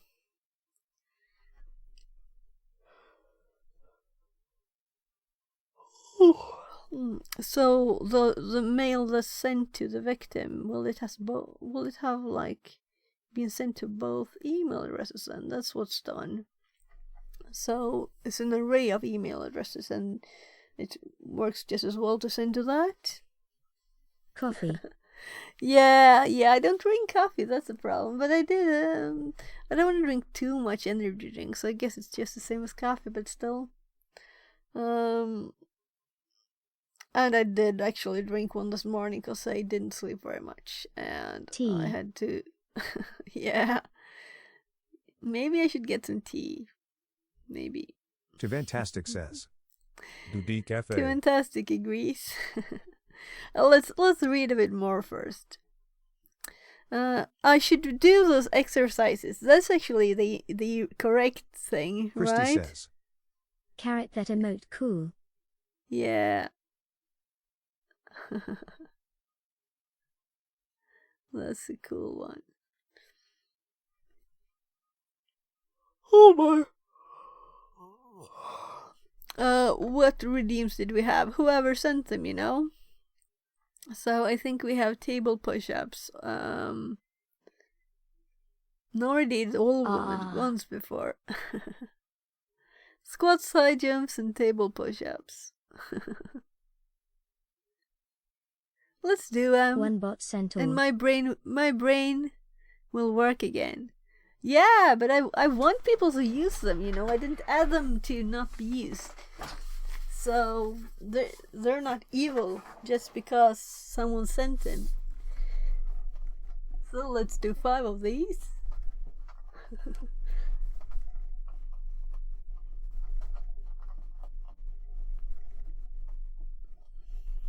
Oh, that's 6. To wake my brain up, you know? So... Alright, I'm down in the corner now.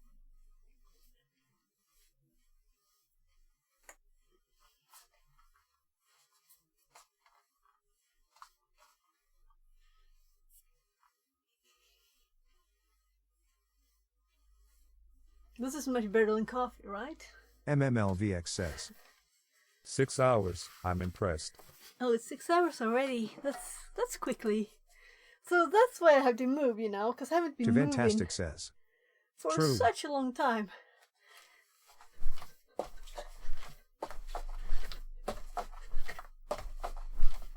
How many did I have? 5. So, get the body moving a bit. You wake up, and your brain is like, you can work again. Not sitting still in 6 hours for 6 hours.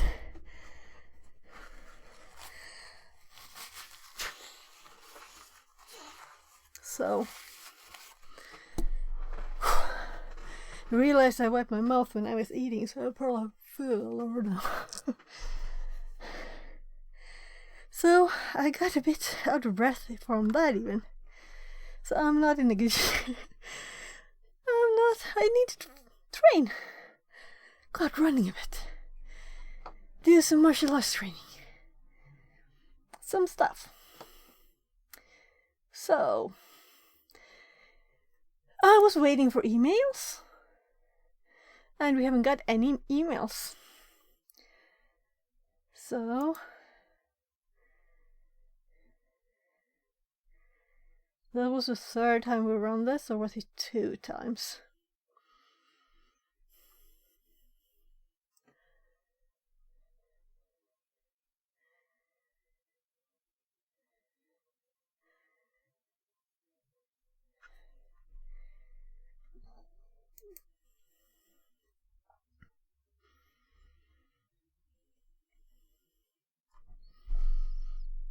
Right. You can teach me something.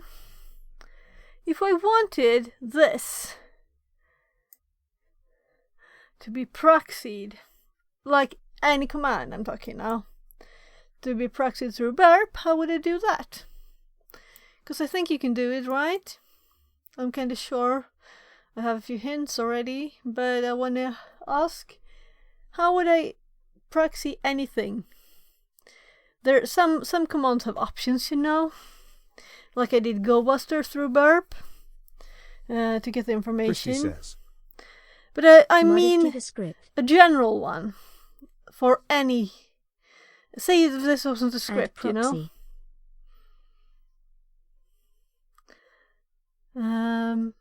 Do you mean to the script now? I want a general one. So I don't mean for this, which happens to be a Python script that we can edit, but let's say it was an executable that doesn't have an option, but it uses networking. We would like to see what it does through burp, because it sends some kind of HTTP requests. To Fantastic says. System-wide? Yeah, like, so like whatever, for this, and then the command. So I'm thinking either this or for the whole prompt. So everything you do on this prompt will be proxied too. So let's say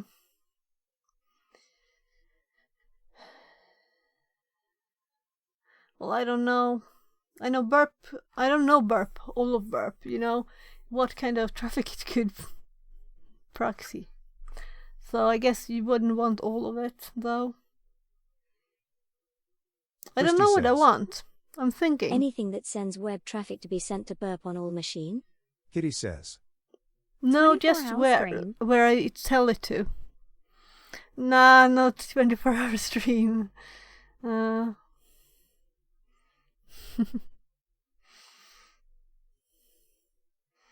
Nor you always want me to do 24-hour streams, do you? Don't you? No, but I don't think I will do that because I have kids, you know?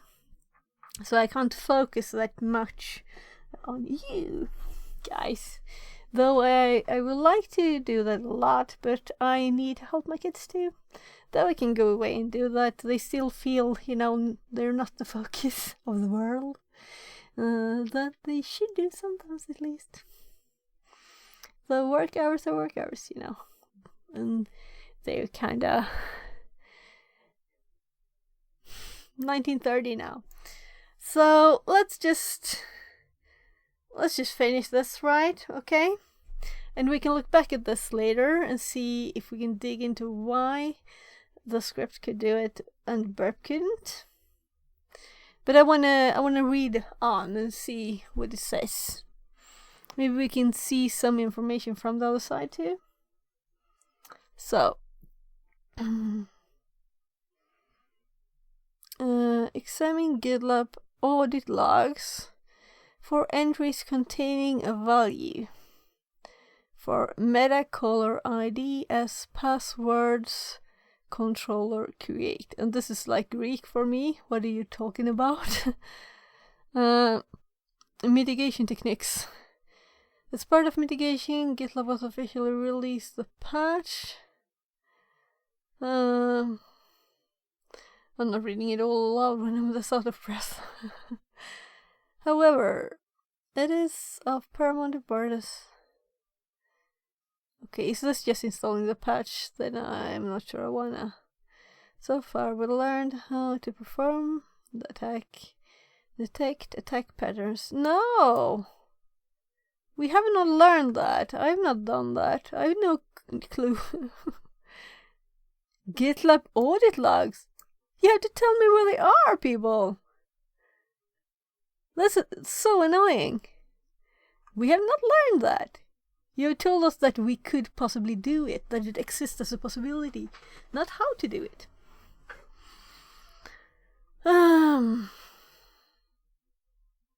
So I should look at the image too. I just skip it. Spec controllers, password controller, spec RB. Yeah, this is from the code. Yeah. Close that window. MMLVX says. How to do it is left as an exercise for the reader low. Yeah, but I can learn anything by myself when I want to, but now I'm trying to learn from this, you know? This is my Google right now.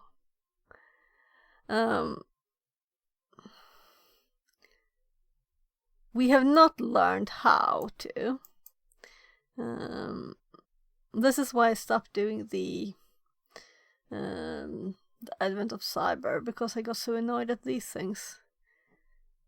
It was not detailed enough. Then I could just Google things anyway, you know? But the rest of this has been kind of okay. Although it's kind of funny that burp didn't work. And the person who left just a bit ago was the person who identified it. And he couldn't make it work on the box. Though he couldn't even get into the box when he tried. So, where were I?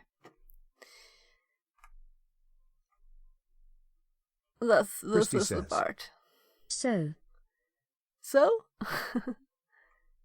Let's continue.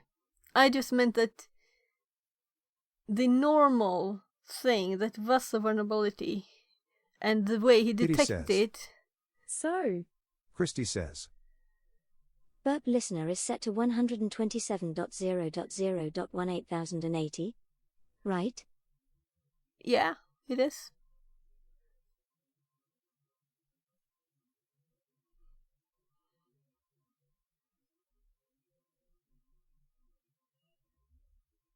Okay, let's click this link.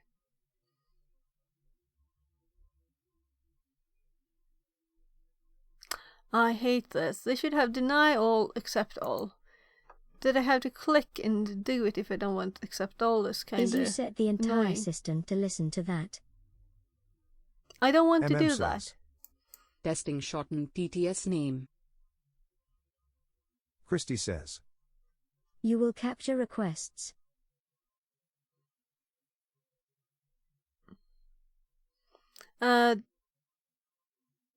What requests? What do you mean?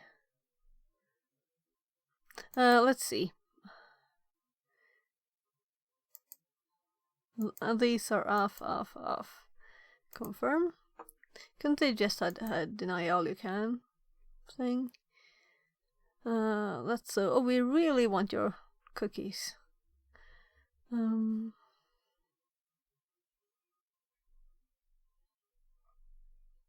The HTTP requests the script or application is making. Yes, but I mean, what do you mean that I should do? Because that it's listening on that, and we could proxy to that, but how would we do it then? And or just I wouldn't use a know traffic capture solution.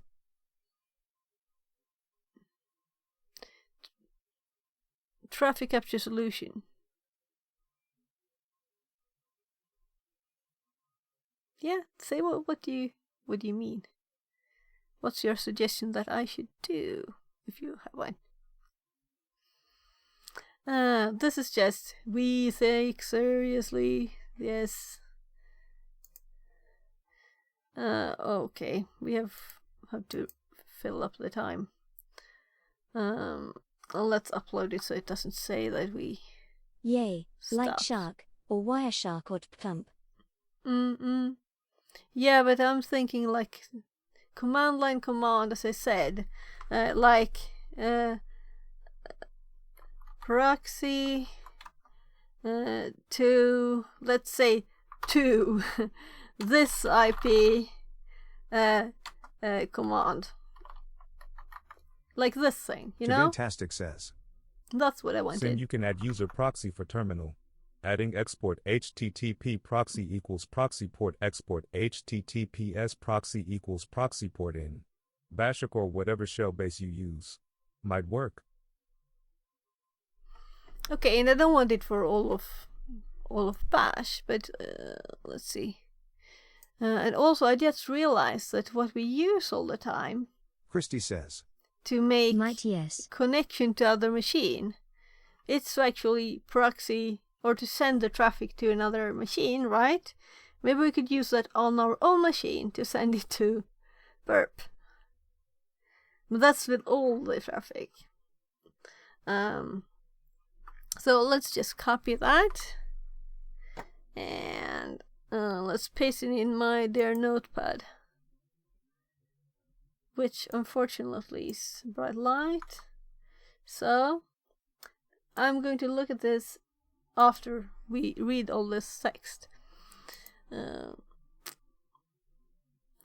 So far, we learned how to perform the attack. Yeah, I won't say anything again. Prevent servers from being exploited. Enable security alerts.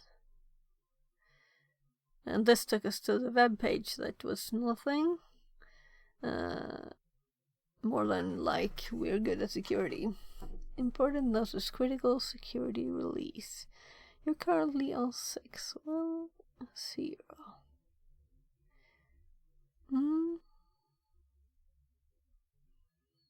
Okie dokie. So, upgrade. Enable 2FA. Follow secure coding practices. I understood this now. So what's the conclusions? Or rather, I don't agree with it being full information. So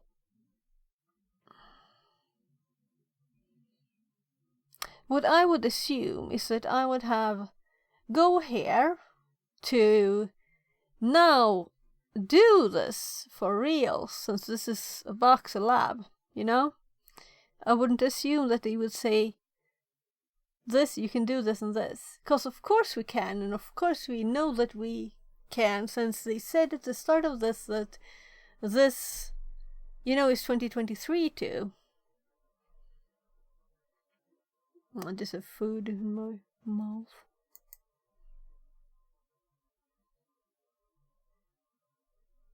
So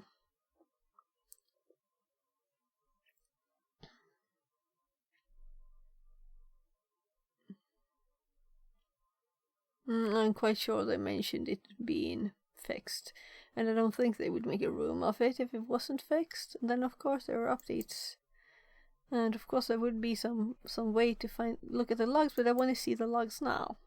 That's what I want to do. I don't think they're available since we only have this, you know.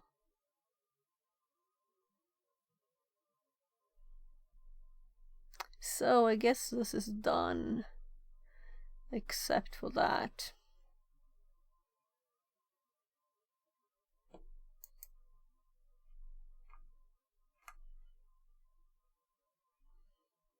Doesn't mean that we won't look more at it. Just means... So, if I were ever to make my own server, it would be good for GitLab server then to audit the logs, but I can't look at them now, which I would like to. And let's just accept that, and that we would of course update it, of course. So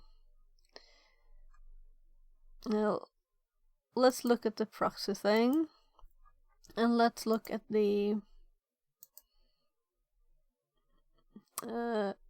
let's try the actual pack and see how it differs, because this is a lot of difference. This is much longer code too. Arduku says, maybe you can find the logs in the web interface somewhere if you're logged in. Yeah, I guess we're supposed to log in too, actually. Yeah. We can just click at the emails, you know. We haven't done that yet. I just wanted to do it through burp too. That was the goal. And since this works and sends us an email, or it did twice, and we have these emails. So we can just click reset password link here. But the last time we run the script, it didn't give us an email. Yeah, this is the one. So if we run this again, we still keep getting that flag. An email sent to both of these. And the only difference from our payload is that this has the query string authentication token, and we tried to add this to our burp. It didn't work. And also, after having tried that, this didn't work, and we didn't get any more emails. So I don't think we're getting any more emails. Maybe we need to reset the box for it to work again. Maybe there's something else we could do. There we have another email. That's good. But one of them was not sent, which is kind of interesting. So if we take now this latest information, let's just go with this. And here we have the actual string with this bit that we didn't use in burp, that were not in the one we captured, in other words. So if we look at this, that's why I would like to see it all, you know? I wanted to see it all. And also we can have this on render, doesn't matter. Also, we could probably see the error message. Yeah, this is what we got when we use theirs. But let's do it again. So if we use theirs and we send this, we get this again. And I have not seen this before. So if we... Yeah, they're using the same one as both authenticity and query string.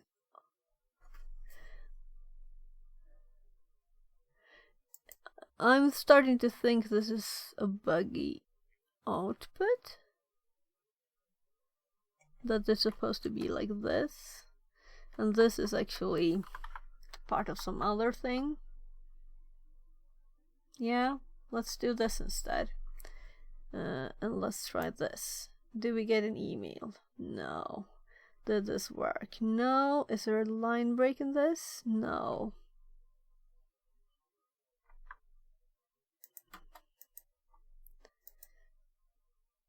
And if we look at the others, this works.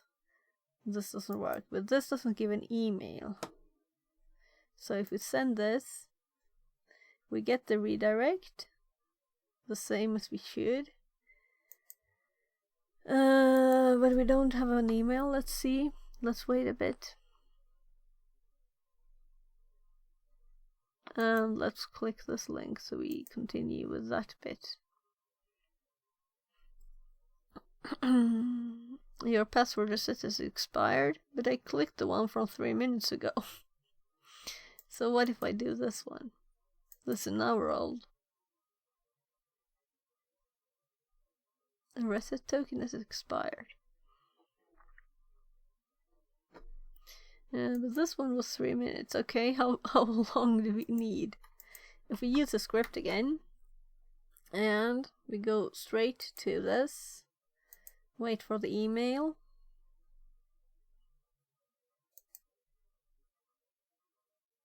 Hopefully we get an email.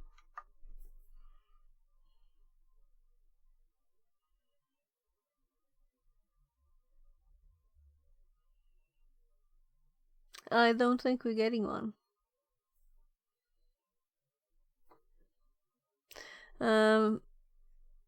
We could just reset it, you know.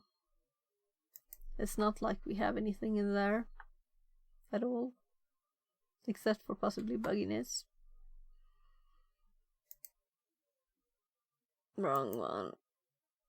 So, do we get an email?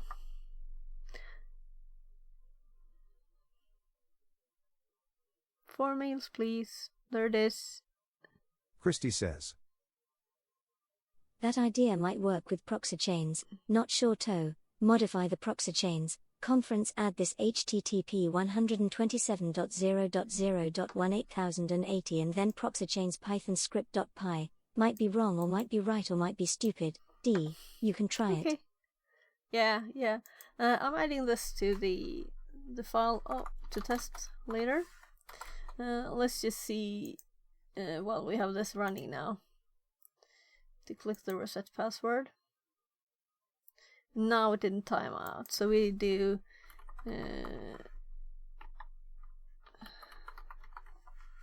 QWERTY, change our password.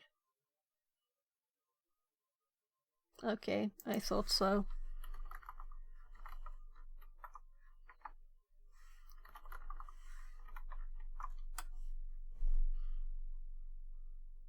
So we can, while I remember this password, which is QWERTY123 exclamation mark, if I forget it.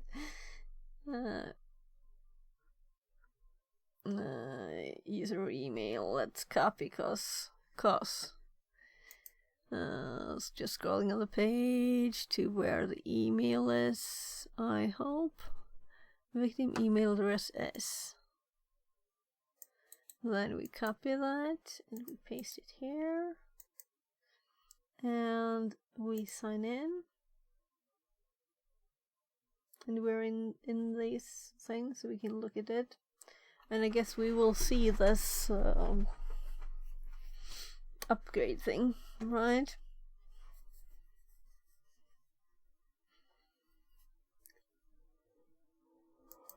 Oh, I don't think they want our data. Oh my. So I create a project group, add people, and configure. We don't have a warning, right? So no warning. We have a blue dot on the help, and you can see what I see. Now let's move the camera back where it usually is. I was just moving it for burp there to show the corner. So we have some kind of what's new here. That's the blue thing, I guess. This does not look like a warning. And also that's old. So I guess that this is not really checking with the world, which is not surprising. So in a real one we would get information about that it's not updated, I guess. Let's just look through everything.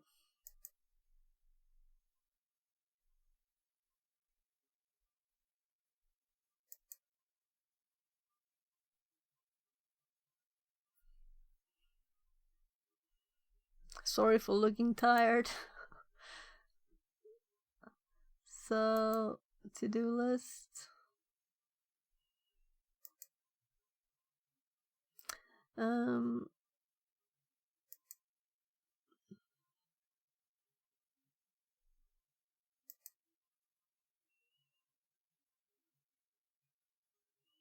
So, no activity. So, this is issues, merge requests, a to-do list.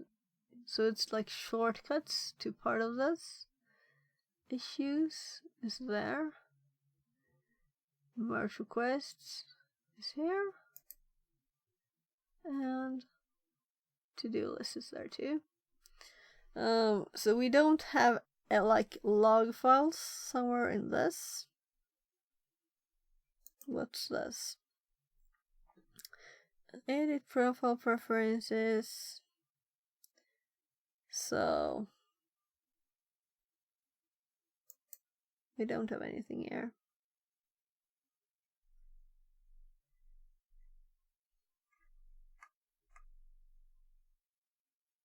Any suggestions on where log files could be if it was here? Look at the URL, by the way. Dash. That's interesting. So what was the main one? Google. Yeah, we can Google. I'm just exploring. GitLab logs. Yeah. There were also something in the page that I'm going to look at.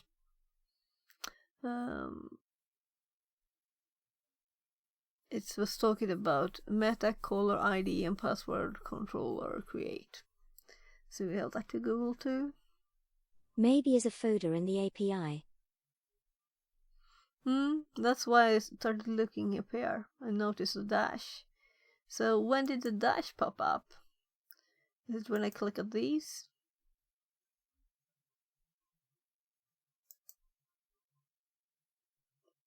Now we are at users root activity. And I still have burp off. I usually have it on, so let's keep it on.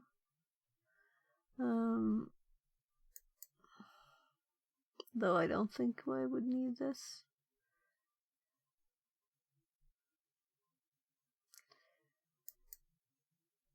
I think it also said that some default password, the administrative password default was root, right? But we don't need that, so I guess it was if we couldn't use this, we would know it was root, or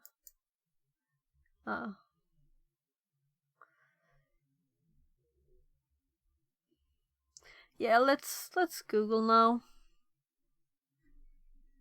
So this is the bit I was talking about.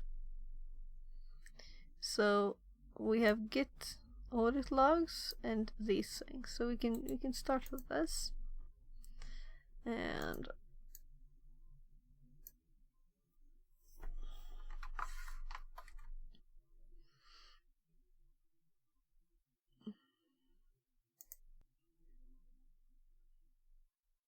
yeah.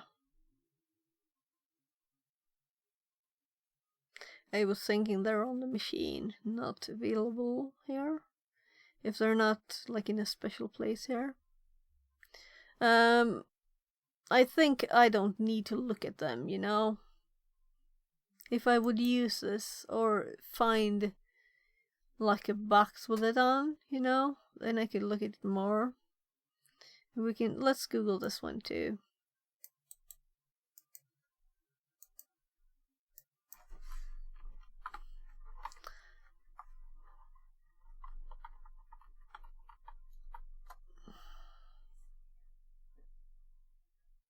We get the vulnerability. We're trying to find it.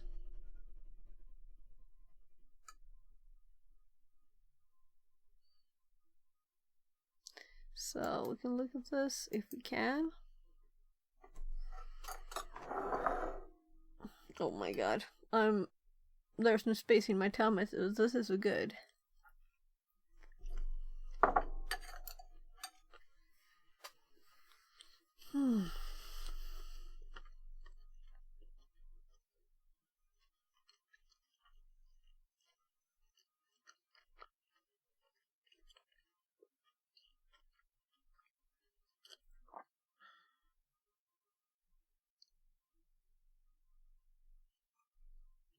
Sorry for not reading loudly.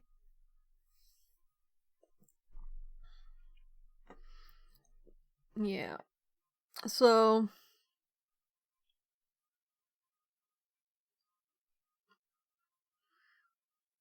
this is the same thing, which is kind of stupid. If I had read, really, I could have read the TryHackMe here.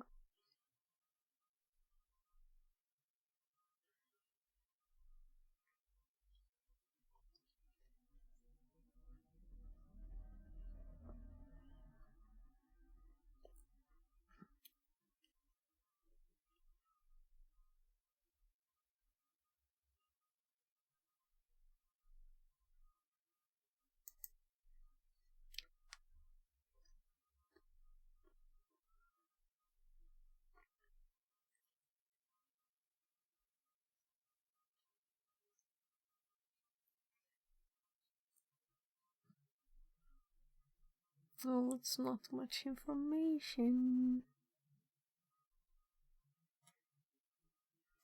Ah. Yeah, right, we have this one too. Let's copy it again.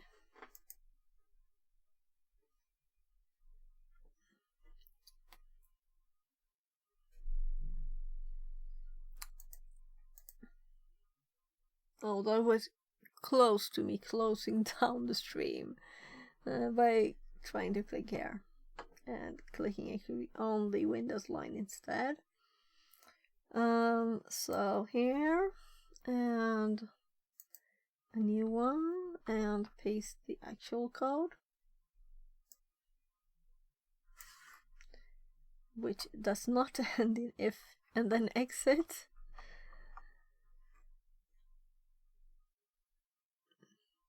Oh, since I have my phone in front of me now, I react to it moving. So, let's save as, and let's use the actual name with follow with CVE too. So I'm copy pasting. So this is the actual one. The other one is not called CVE, and that's the only difference. So we can lazy ourselves over to this and kind of run the same. Let's assume that it works the same way, or shouldn't we? Maybe we shouldn't. Maybe we should actually type. And then this one should be called whatever I have in my copy. And will this have information? It did. Usage. So U, T, and E. And we actually have a P2, and we had before too. So if we just go back in this one and change the name to CVE dash and run this one. And here we get a link.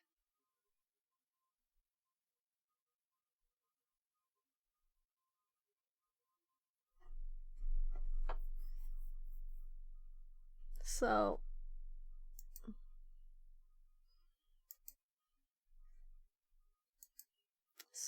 interesting. Now if we haven't read this one, let's click it so we can see what's new. Or it's just selected. I thought it meant it wasn't read.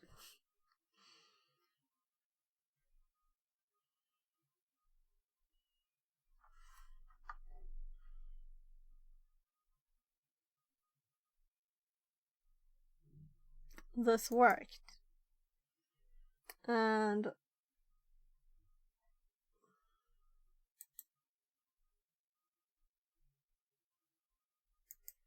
let's see, what did it say?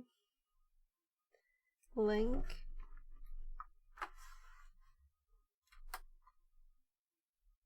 So it set the password for us, which is kind of nice. What this one didn't do, but this one did, was to give us a flag. Let's see if this works now.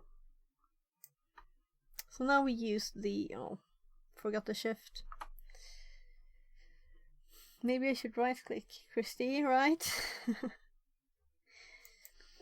I control C'd myself out of a shell last time. On a Windows box. So right, let's go back here and let's click sign in,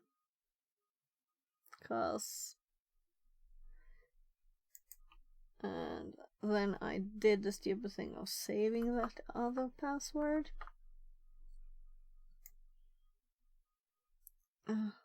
Well, let it be this then. And it just pasted the letters. or just copy the letters. So, well, better overwrite that other one. So it did it a bit more nicely.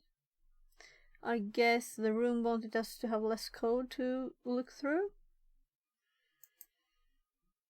And it also wanted us to have that flag. So let's look at the flag bit of this. Because we only get the flag when we use their script, of course, because it's kind of the reason why this exists. So if I just control F flag, it's not in here. So we could of course output more data from the script.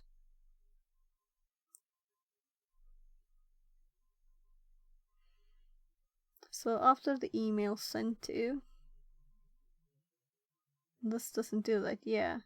Email sended to, yeah. I think that's cute. But the function was called sended to. So input link received by mail, and then we pasted that, and it generated a password. And this is the way bit they cut away.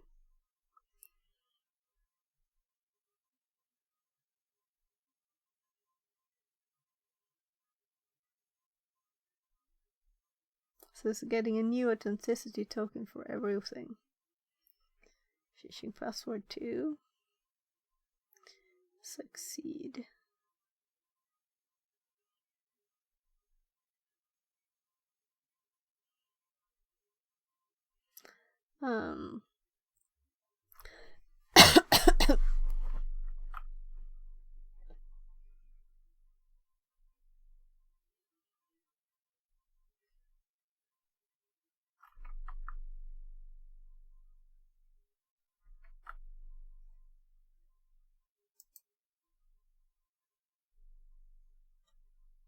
Here's the flag, because I searched in the wrong file.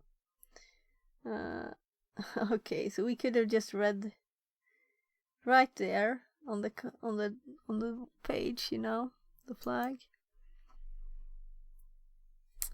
So if we wanted to, we wouldn't even have to start the box to do this one, because the flag is here in almost clear text. It has nothing to do, this is kind of funny, that it has nothing to do with the actual box at all, because we get it from the page.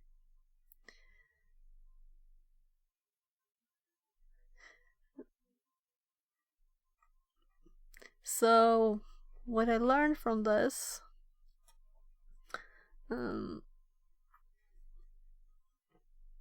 is, let's see,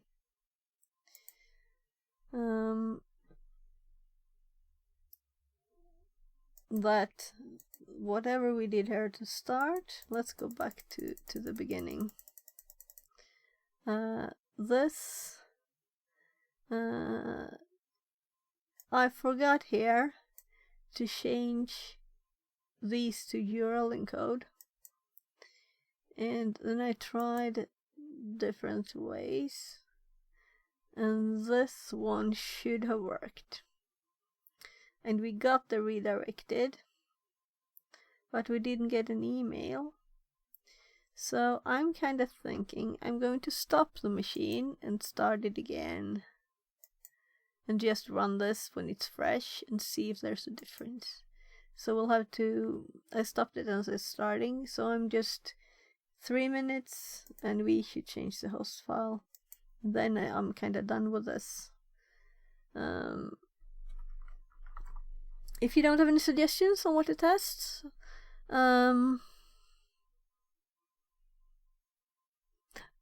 I realize we may have different interests. Like Christy, maybe you would have wanted to look more at the logs. So let's see. I was just going to look at the hosts, and we don't even have the IP yet. So we can take I didn't it catch easy. that. I said that maybe we have different angles at looking at this, and maybe you would have been What I more wanted? interested than I. D? Yeah, what you wanted. Maybe you would have wanted to like dig more into the forensic side of it, you know? Then I would be interested in. That's what I was thinking. So, new IP. I just restarted it to test it now. So, 193. How would you feel? Would that be what your focus was when looking at this? Or do you think both sides are equally interesting? For GitLab. Break it first, ye.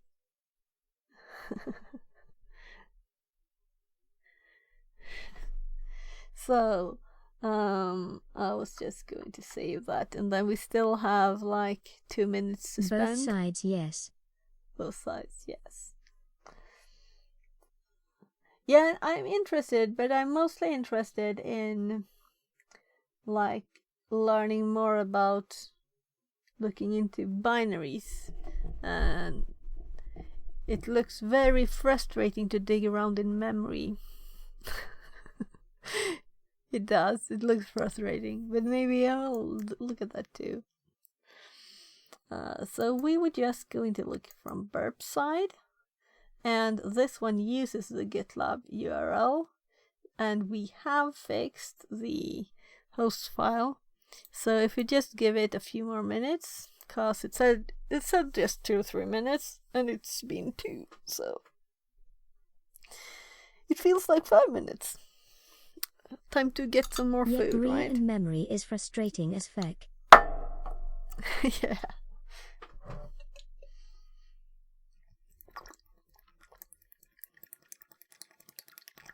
Not so say that doing one of those challenges live.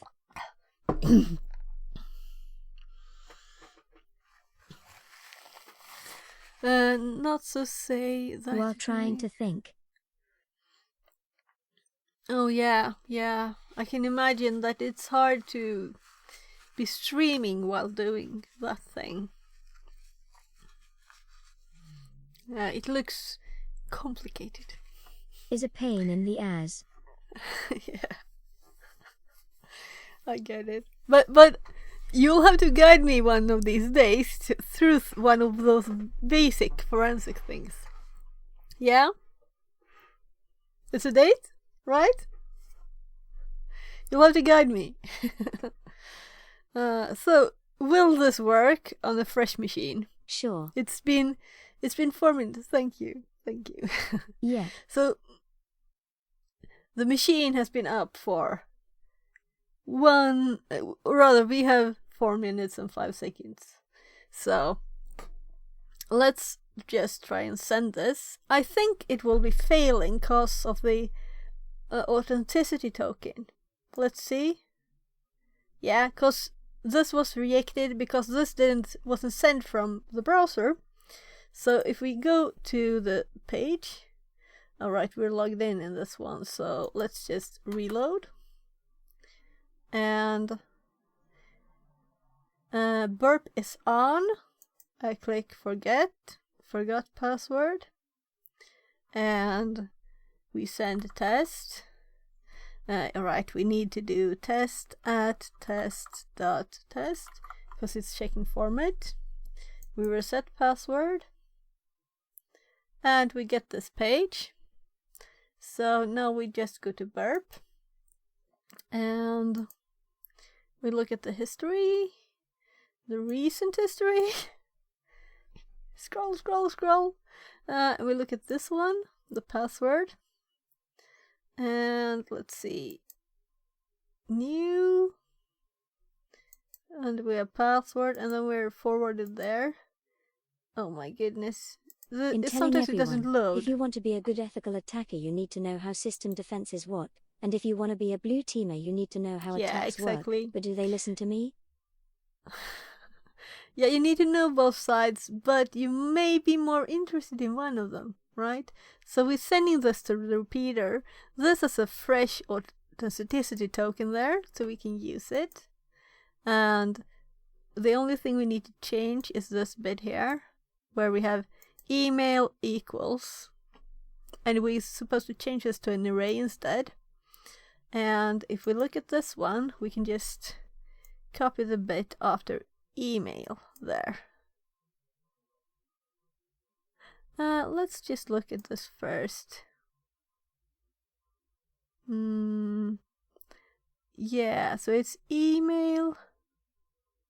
Then we have that's the brackets. So we need a bit more, actually.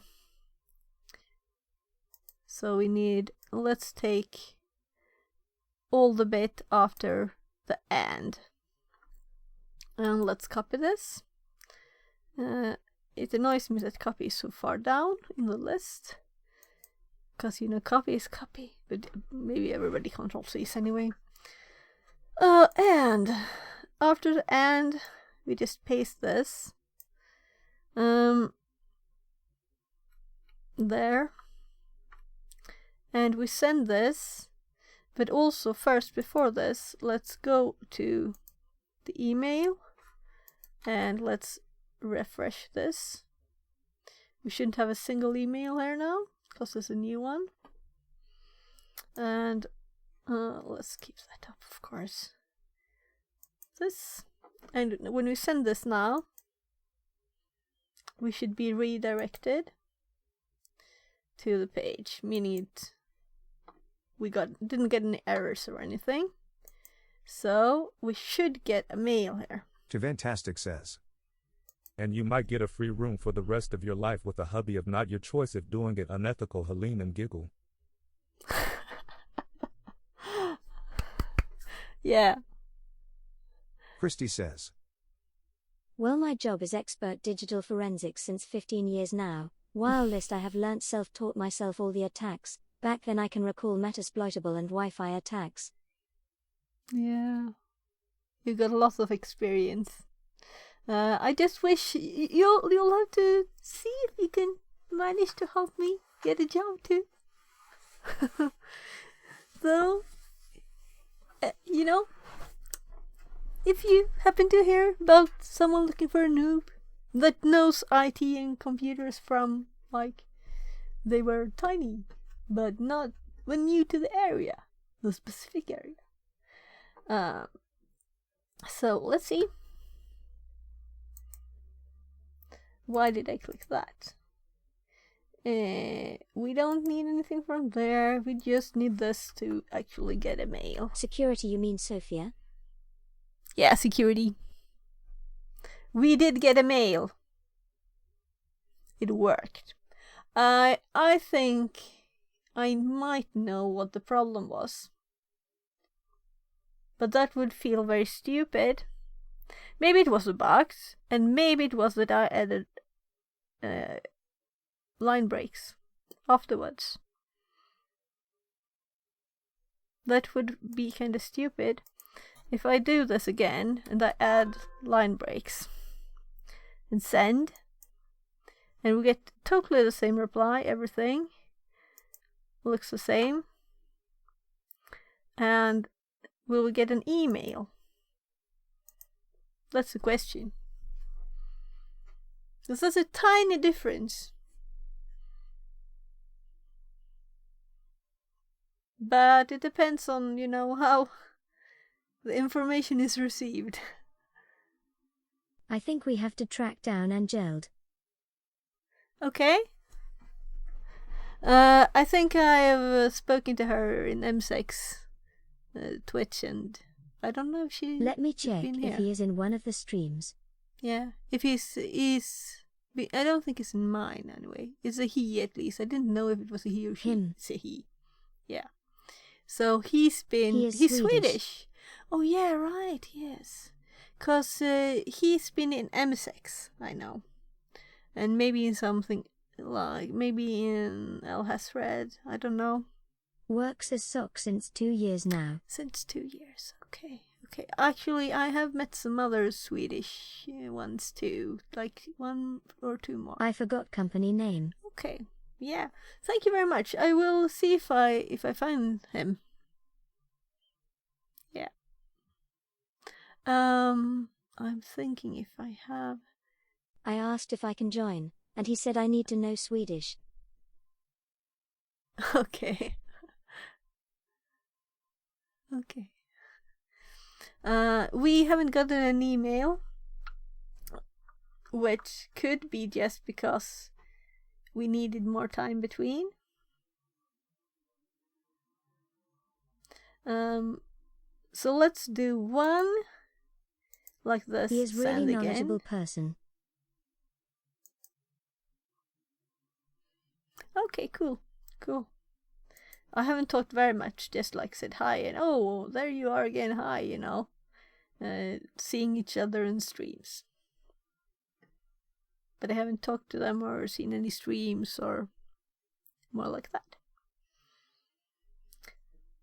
So we sent another one, and if I remove these 2 lines and it works, then that's very good knowledge to have learned, but it's also kind of annoying. So let's wait for a few minutes here. 2020, it's been another hour.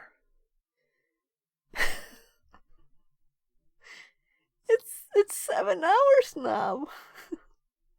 Well, I did have the just chatting, making lunch there.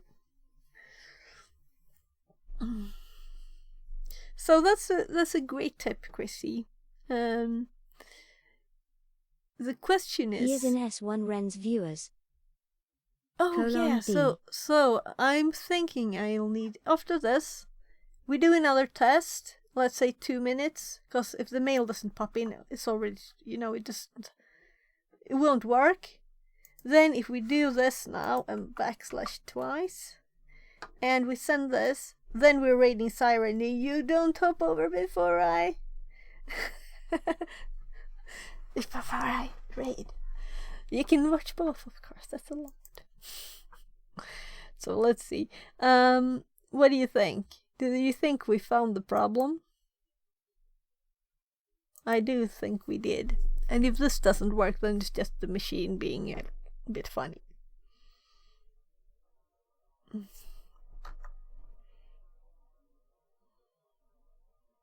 It's there. We found the problem. It was new line. That was the problem. So if we do 1 new line, will this work? How many new lines will make a problem for us? I'm starting to do the raid thingies here. So Twitch and let's use the actual graphical thingy since we had it open. Nah, it doesn't find. Let's S.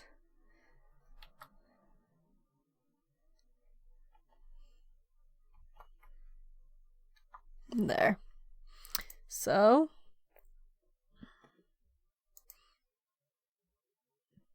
I just realized something. I need to do it in a real Twitch window, or I can't see the raid myself, you know? So if I don't have it up, I can't see the raid, and that's kind of sad. You want to see your own raid, right?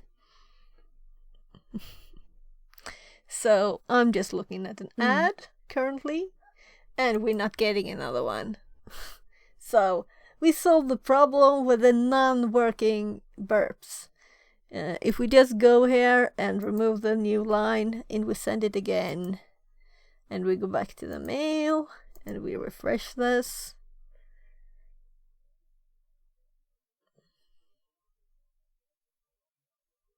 I'm assuming 3 mails. Yeah. Solved. Problem solved. Now, it's time to let's actually use this button that is kind of prepared here, and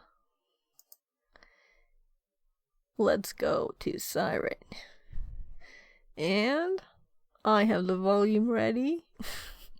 I can see my rate going, so thank you very much, people. Thank you for being here, and thank you for helping me and teaching me and everything. Thank you. So I'm going to click the start button. And say some rate or something in chat, you know? Is less than 3. Translated from Welsh. To Fantastic says. Fix it 42 loves.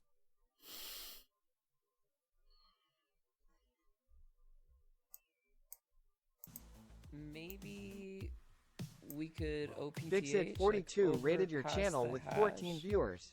Hey, welcome intruders. Welcome intruders. Welcome, welcome.